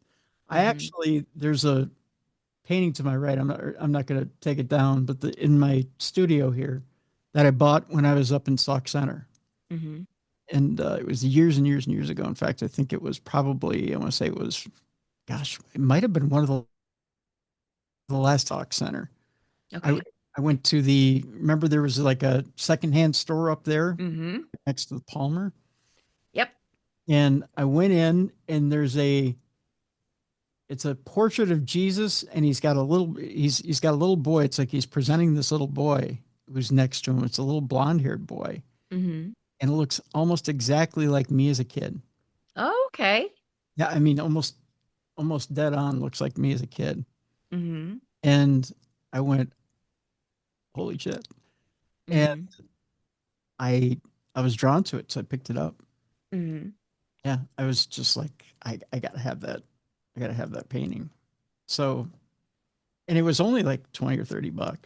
So I just thought Is it it was, still there?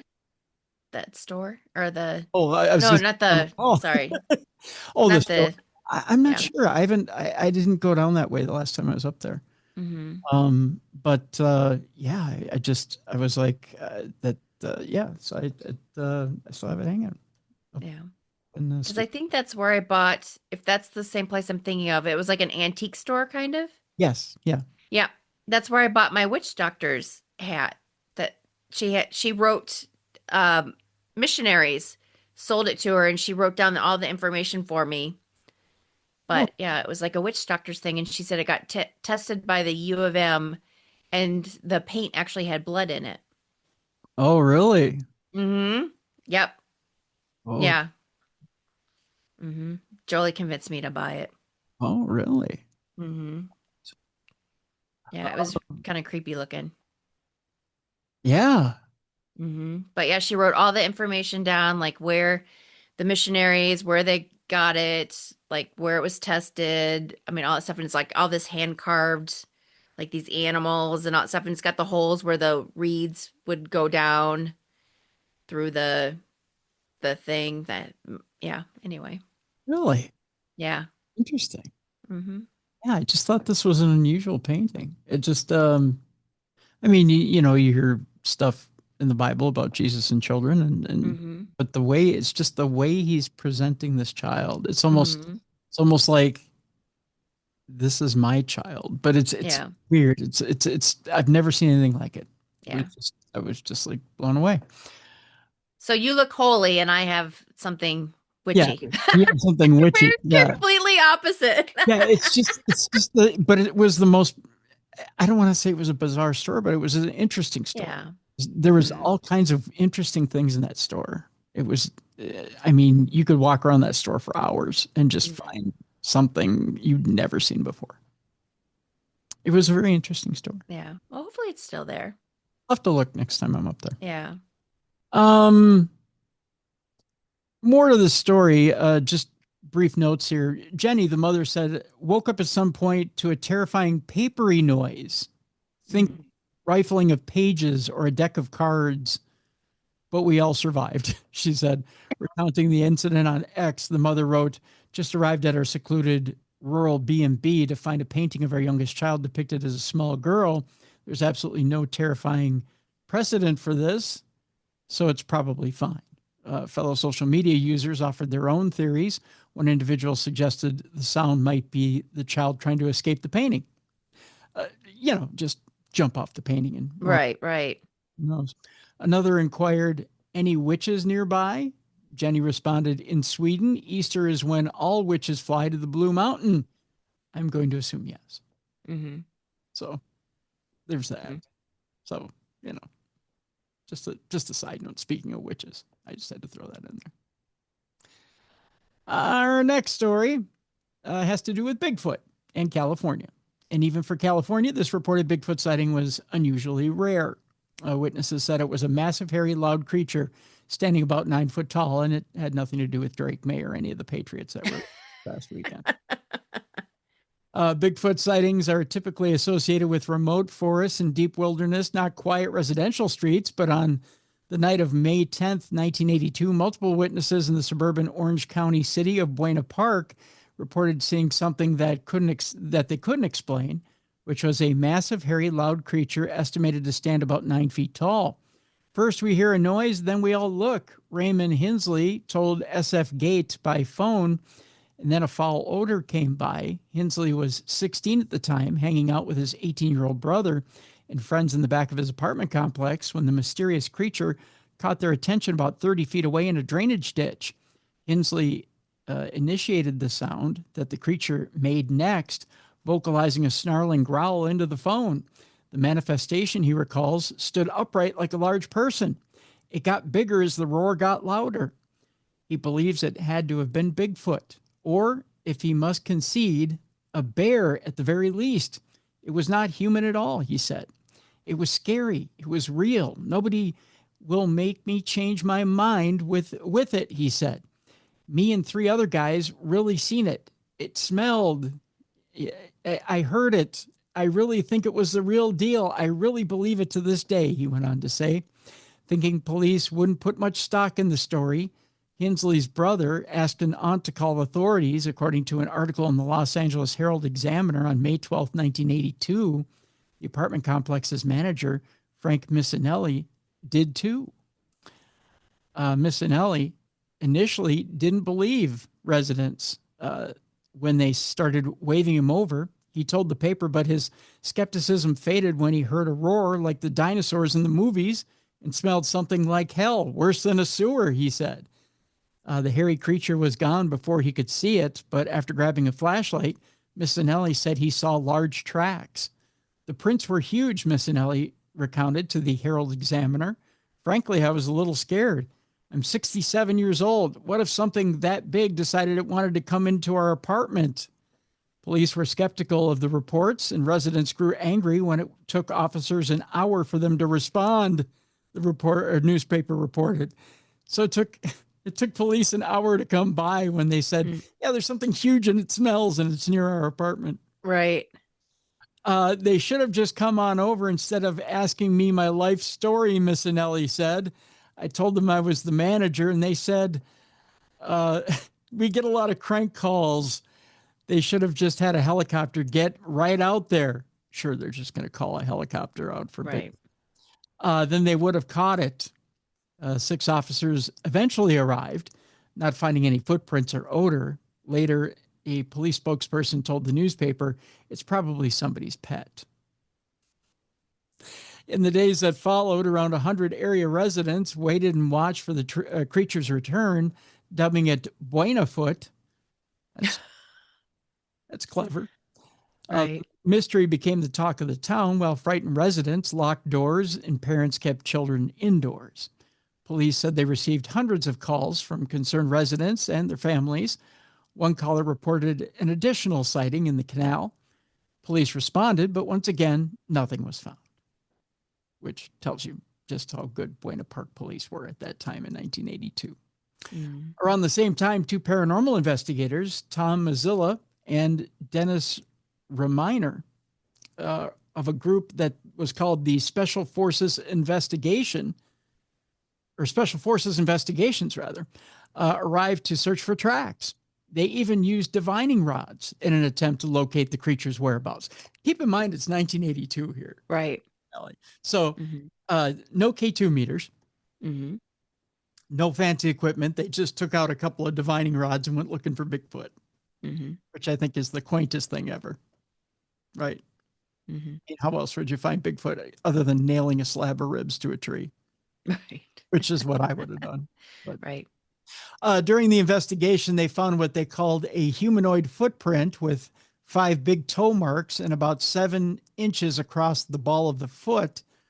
Ruminer told United Press International, before we got a good, clear look at it, another kid stepped on it and completely obliterated the track. Inside a drainage tunnel about 150 yards away, the two investigators located another unusual print. We discovered a handprint in a mud bank on one side of the tunnel. We saw the first 3 digits of the right hand in a thumbprint, Ruminer said. I put my hand next to the print and I pushed it into the bank in the same manner, and I couldn't push it half as far, and I weigh 170 pounds. So there's something encouraging. They made a plaster cast of it, but its whereabouts are unknown today. So wait a minute, you got a plaster cast of what could be a handprint of a Bigfoot, but you can't find the cast? Must have been important. I'm just being facetious. Police dismissed these claims. They say a few days later, the police held a news conference saying the mystery had been solved. They shared a photo of a reportedly 5'8" bare-chested and unhoused man with shoulder-length hair and a beard, which was taken by another independent paranormal investigator on the street about a half-mile away. The police explained that the man must have been mistaken for the creature, but the residents who originally reported the sighting were adamantly opposed to the theory, including Miss Anelli, which was our landlord, who said that, of course, it was Bigfoot. It was no 5'8" smelly man. That's our story from California. Gotcha. Entertained at all? A little. A little, yeah. Yeah. Well, in that case, let's go to Loch Ness, where a Nessie hunting camera is rediscovered in Loch Ness, and it's been undergoing some restoration. The camera has been found quite by accident by a robotic submarine after being missing for over 50 years. Early last year, during trials of a new robotic submarine, humorously dubbed Bodie McBoatface. That sounds like an insult that a 5-year-old would call you. It does, yeah. Researchers got an unexpected surprise when the device inadvertently snagged on something beneath the surface of Loch Ness, which is home of Scotland's most famous cryptozoological enigma. It turned out that what the submarine had found was a camera, one of 6 deployed over 55 years ago by the Loch Ness Investigation Bureau in an effort to capture photographs of the Loch Ness Monster. When it was retrieved, the camera had long since stopped working, though some undeveloped film found inside later yielded a few previous unseen images of the loch's murky depths. Now, with the help of BBC TV series The Repair Shop, the camera has been carefully restored and is now in full working condition again for the first time in decades. This camera is a remarkable survivor from a formative period in Loch Ness research, said Loch Ness Project founder Adrian Shine. Professor Roy Mackall's work in the early 1970s represented one of the first serious attempts to apply systematic science and engineering to the mystery of the loch. Being able to trace this camera back to the expedition and now see it restored to working condition is extraordinary.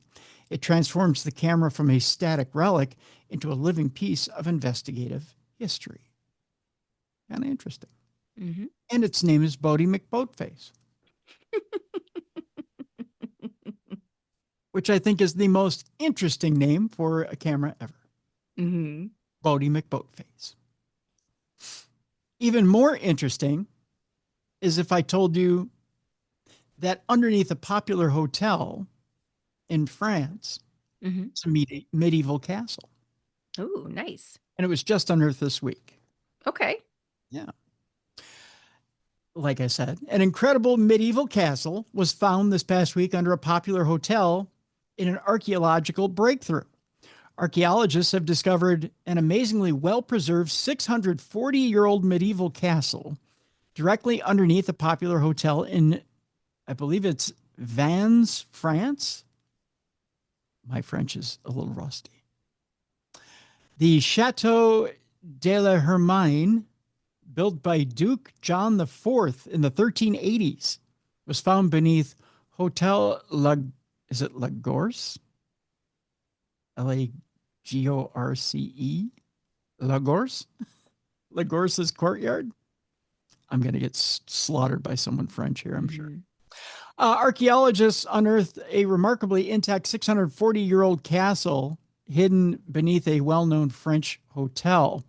The 14th century structure was discovered under the courtyard of Hotel Lagorce in Vannes, France, and has been confirmed as the Chateau de la Hermine, built by John IV the Conqueror during the 1380s. I got a little dyslexic there. 1380s. Excavations conducted throughout the spring and autumn of 2023 left archaeologists stunned by the exceptional state of preservation. The National Institute of Preventative Archaeological Research, or PAR, which if you're shooting for PAR, you're doing pretty good in golf. Gotcha. So for archaeology, that's not bad. The excavation revealed little by little the ducal house was 42 meters long and 17 meters wide and was equipped with walls of an exceptional thickness. A ducal house refers to a house inhabited by a duke, which John IV was, directly bordered by a moat. It was flanked to the west of what one can call a square tower. Not bad. Not bad for the guy, I'll tell you that. Multiple staircases were uncovered during the dig, including one in remarkable condition featuring an ornate core and 3 surviving steps. The team also unearthed numerous artifacts reflecting everyday castle life, such as garments, jewelry, coins, padlocks, and cooking vessels. How much do you think they took in treasure? I know, right? I don't know. They had me at jewels. Right? Jewels and coins. Yeah. The cooking vessels had to be pure, some sort of pure metal, right? Yeah. Maybe copper? Could be. Oh, yeah. They added, in addition, archaeologists conducted a deep survey in the moat. From this very wet material, they extracted rich furniture. The humidity of the area is said to have also preserved wooden items and fragments of barrels. You're kind of into antique furniture, aren't you? I am, very much so. Think of that. Furniture from the 1380s. A spokesperson explained the homogeneity of the materials used for the construction of the castle and the standardization of the modules show a mastery of the management of the site throughout the operating chain, from the extraction of stone to its implementation. I can imagine the furniture wasn't too comfortable in the 1380s. Probably not. Yeah. I don't see them having plush cushions. Yeah. The construction took place in a single phase, which testifies to the importance of the financial and human resources used. The remains indicate that John IV knew how to surround himself with the best engineers and craftsmen of their time. Back in 2019, the Mirror covered how archaeologists unearthed an impressive palace believed to have housed Mayan royalty over a millennium ago. Let's see if I can get to one of the pictures here. It's loading kind of slow because it's the Mirror. So I don't know if I missed it. Have they always known that there was a castle underneath the hotel, or did they just discover it purely accidental? Only since 2023 did they find it. But this is what they found under the hotel. Okay. Isn't that something? Yeah. Isn't that weird? Very cool. Yeah. That there's an entire castle under this Mm-hmm. hotel.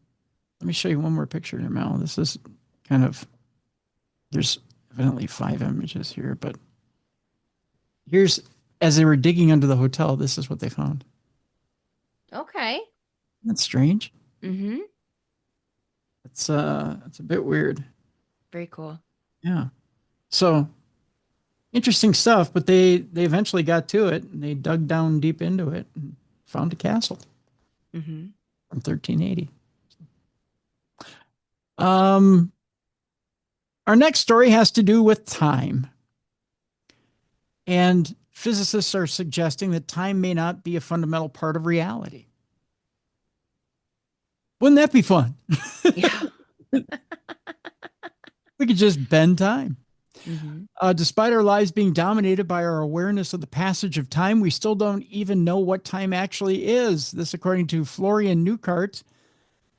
This seems like oh boy. You know what? This article seems like it's going to go on for hours and hours and hours now that I look at it. Let me see if I can summarize this real quick. I may post this one too. Florian Newcart says that time feels like the most basic feature of reality. He says seconds tick, days pass, and everything from planetary motion to human memory seems to unfold along a single irreversible direction. He says we're born, we die in exactly that order. We plan our lives around time, measure it obsessively, and experience it as an unbroken flow from past to future. It feels so obvious that time moves forward that questioning it can almost be pointless. And yet, for more than a century, physics has struggled to say what time actually is. That struggle is not philosophical nitpicking. It sits at the heart of some of the deepest problems in science. Modern physics relies on different but equally important frameworks. One is Albert Einstein's theory of general relativity, which describes the gravity and motion of large objects such as planets. Another is quantum mechanics, which rules the microcosms of atoms in particular, or in particles rather. And on an even larger scale, the standard model of cosmology describes the birth and evolution of the universe as a whole. All rely on time, yet they treat it in incompatible ways. When physicists try to combine the theories into a single framework, time often behaves in unexpected and troubling ways. Sometimes it stretches, sometimes it slows, sometimes it disappears entirely. It goes into this article, Einstein's theory of relativity, quantum mechanics.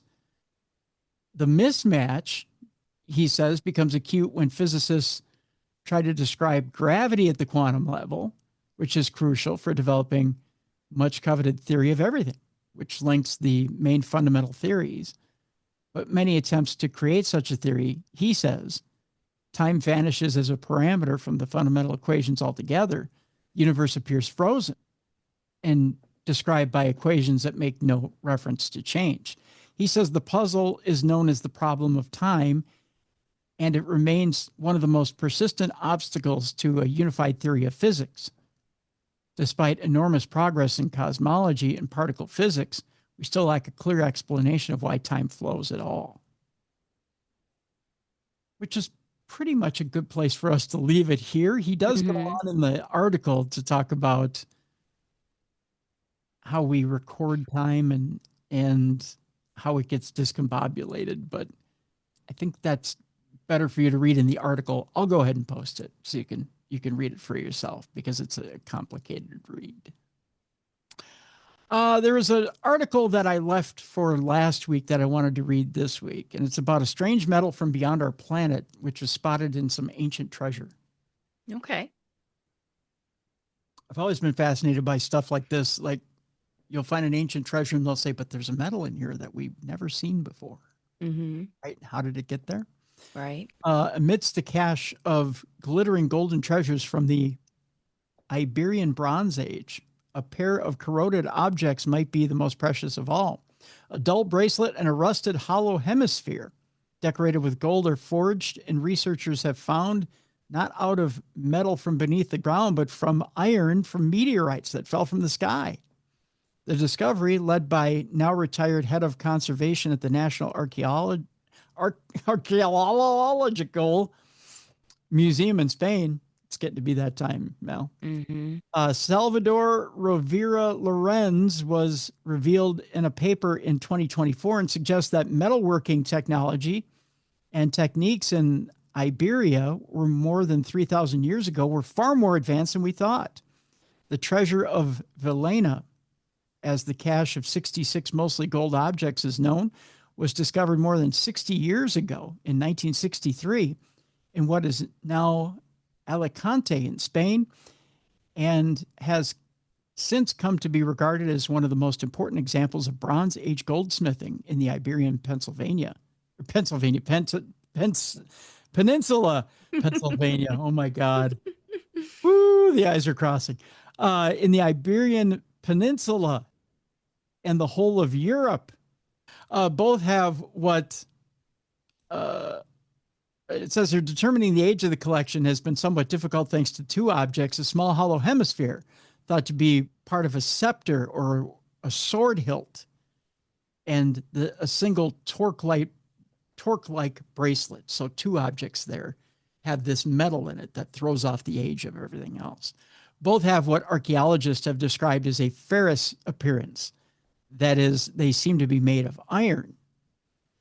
In the Iberian Peninsula, the Iron Age, they were smelted terrestrial iron began to replace bronze, and it didn't start until around 850 BCE. The problem that the gold materials have been dated to between 1500 and 1200 BCE. So working out where the ferrous-looking artifacts sit in the context of the treasure of Villena has been something of a puzzle. But iron ore from Earth's crust is not the only source of malleable iron. There are a number of pre-Iron Age iron artifacts around the world that were forged from the stuff of meteorites. Perhaps most famous is the meteoritic iron dagger of Pharaoh Tutankhamun. But there are other Bronze Age weapons made of the material, and they were very highly prized. There's a way to tell the difference. Iron from meteorites has a much higher nickel content than iron dug from out of the Earth's ground, which is an interesting way to tell the difference. So there you go.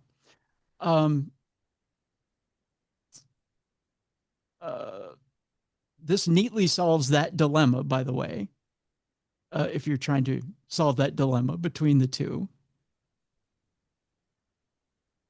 But iron ore from the Earth's crust is not the only source of malleable iron. There's a number of pre-Iron Age iron artifacts around the world that were forged from the stuff of meteorites, as we mentioned. Researchers obtained permission from the Municipal Archaeological Museum of Villena, which houses the collection, to carefully test the two artifacts and determine just how much nickel they contained. They carefully took samples from both artifacts and subjected the materials to mass spectrometry to determine their composition. In spite of the high degree of corrosion, which alters the elemental makeup of the artifact, the results strongly suggest that both the hemisphere and the bracelet were made both from meteoritic iron. This neatly solves the dilemma of how the two artifacts align with the rest of the collection. They were made around the same period, dating back to around 1400 to 1200 BCE. The available data suggests that the cap and bracelet from the treasure of Villena would currently be the first two pieces attributable to meteoritic iron from the Iberian Peninsula. The researchers explain in the paper, which is compatible with the late bronze chronology prior to the beginning of the widespread production of terrestrial iron. Now, because the objects are so badly corroded, the results aren't conclusive, but there are more recent non-invasive techniques that could be applied to the objects to obtain a more detailed set of data that would help cement the findings the team suggests. The findings, by the way, were published in Trabajos de Prehistoria, which, by the way, is on my doorstep every Thursday at 5 a.m. Gotcha. In case you were wondering where I got the article from. I didn't. All right, folks, wrapping up today's program. One last story and then our palate cleanser for today. It turns out there's a bit of a fight going on in Australia as teachers are told to tell their kids about dinosaurs on Noah's Ark. This might have been the one part of the Noah's Ark story that eluded you. Okay, yeah. You know, the animals were brought Right. Yeah, they never mentioned dinosaurs. Well, no. According to teachers in Queensland, Australia, there were dinosaurs. Okay. Concerns have been raised in Queensland over instructions to teach Christian school children to doubt science. The teachings of creationism in school have long been a contentious subject, but in Australia recently, concerns were raised when a Christian science conference informed science teachers from a number of Christian schools that they should teach children some highly questionable material. Those attending the event, which was hosted by US-based fundamentalist group Answers in Genesis, were instructed to tell their students, among other things, that there were vegetarian baby dinosaurs aboard Noah's Ark.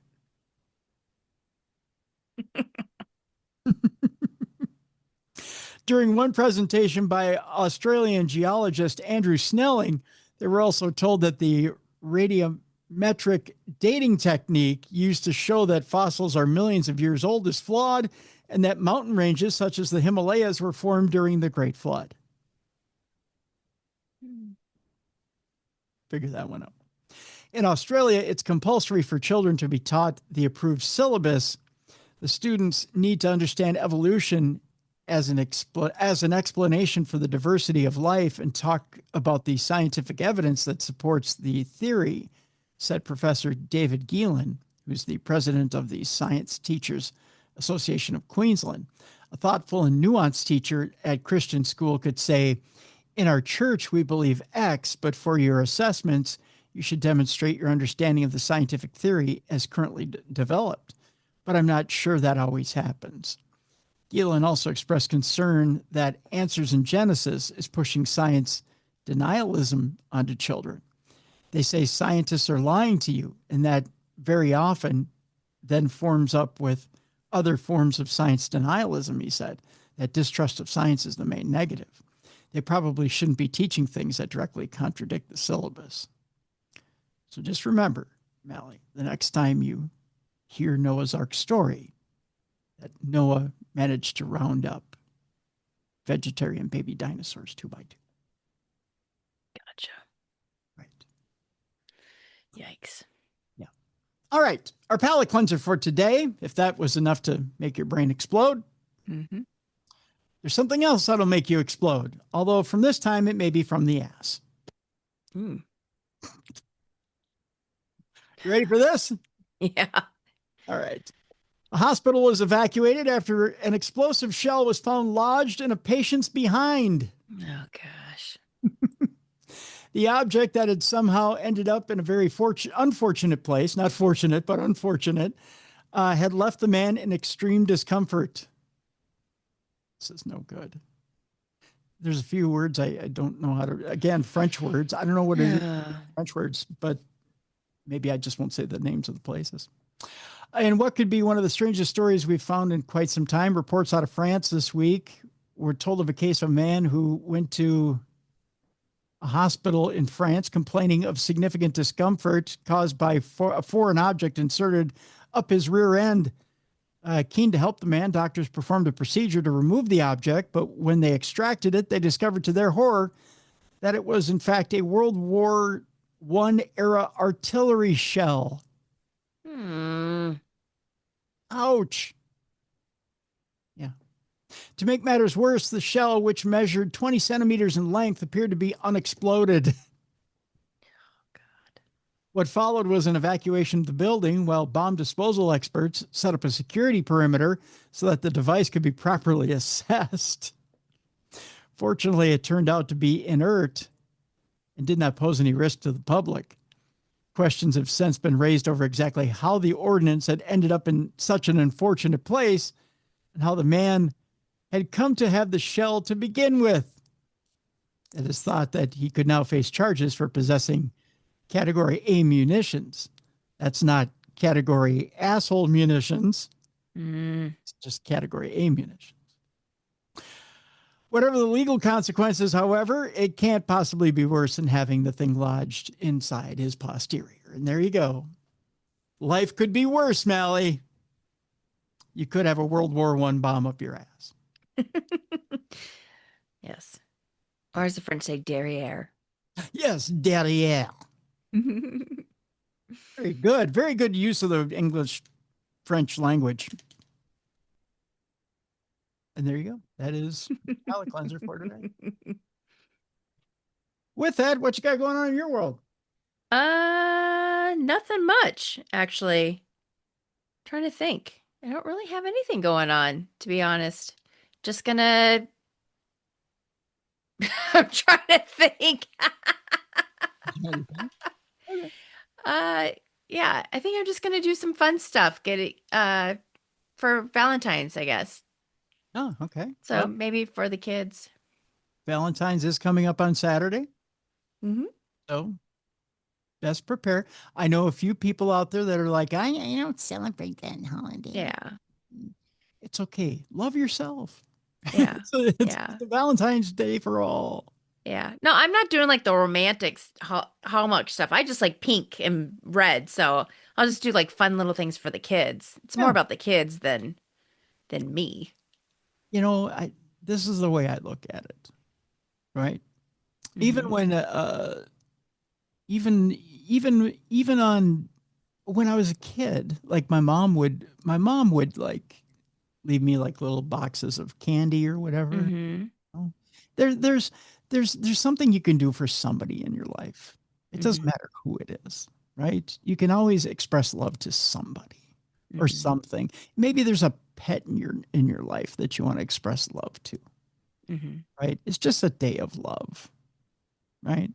Mhm. And I've heard the line, well, I love my family, I love whoever every day in my life. I don't need a day to celebrate it.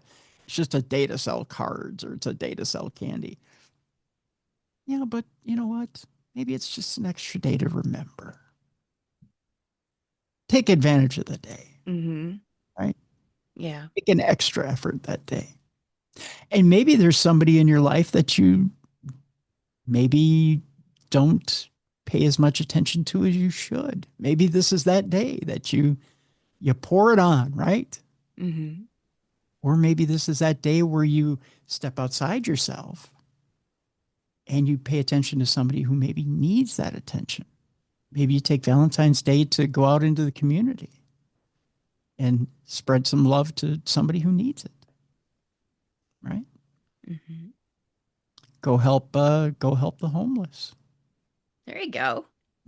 Go help the homeless. Go to a soup kitchen for a day, or go help the elderly. Go to a nursing home. See what you can do there. Go call bingo. There you go. That would be fun. Yeah, go call bingo for a night at a nursing Mhm. home. Do say, go play games at the nursing home with the elderly. Something where it's just, go spread love another way. Mhm. Go have tea and cookies with the elderly. Something like that. Share stories. Visit. Just another way of spreading love on that day. Mhm. Doesn't have to be in a sexual way. Yeah. Just a way of just a way of connecting. I don't Yeah. think we connect. We don't connect as much anymore as a human race. I agree. Yeah. I agree. Plus they raise the prices. I grew up with my mom always said you should have these items in your house constantly. Art, books, candles, and flowers. So I always have those in my house. Yep. But around Valentine's Day, swear to God, the flower prices go up like tenfold. You know what I mean? Yeah. Yeah. Jesus. So I always try and get my flowers that week, like a few days in advance. But good God. And I just find it weird when that's the only time that women get flowers is for Valentine's. You Yeah. know what I mean? Yeah. Like, And a little tip for you guys out there. I know I know a lot of guys don't do it, but during the summer, mhm. the best time to get flowers, farmers markets. Yes, I love farmers markets. Yeah. And you get some of the best flowers at farmers markets. Hmm. They're relatively inexpensive. Yeah. Yeah. And good. And you're helping out people too, That's the right. You're local shopping farmers. local. Yeah. Hmm. So, Yep. I found a recipe for it was strawberry cream cheese, strawberry cream cheese puppy chow. So I'm going to try and make that. that sounds really good. Yeah. So I'm going to make that, and hopefully if I have some left over, the kids can bring some to school for their friends. I'll do like little baggies. Oh my God. So I try and do extra when I make brownies and stuff. I always put extra brownies in my kids' lunch boxes so that they can give them to their friends at lunch. Yeah. So Wow. I always make extra cookies and stuff for them to give to their friends. That sounds really good. Yeah, Wow. that way I don't eat them. I do that all the time. I'm like, here you go. So their friends always thank me. That's really cool. That's really Yeah. cool. Well, I hope Saturday treats you well. I hope the mister takes you out for a really good meal. Yeah, he's working. Well, sometime during the weekend. I hope That's okay. It'll be me and the dogs. We're all well, good. all right. Well, I hope you have a good I weekend. hope you have a nice Valentine's. Mm, it'll be me in the basement doing research for the next week. Oh, by the way, boy, do we have some good shows coming up. Okay.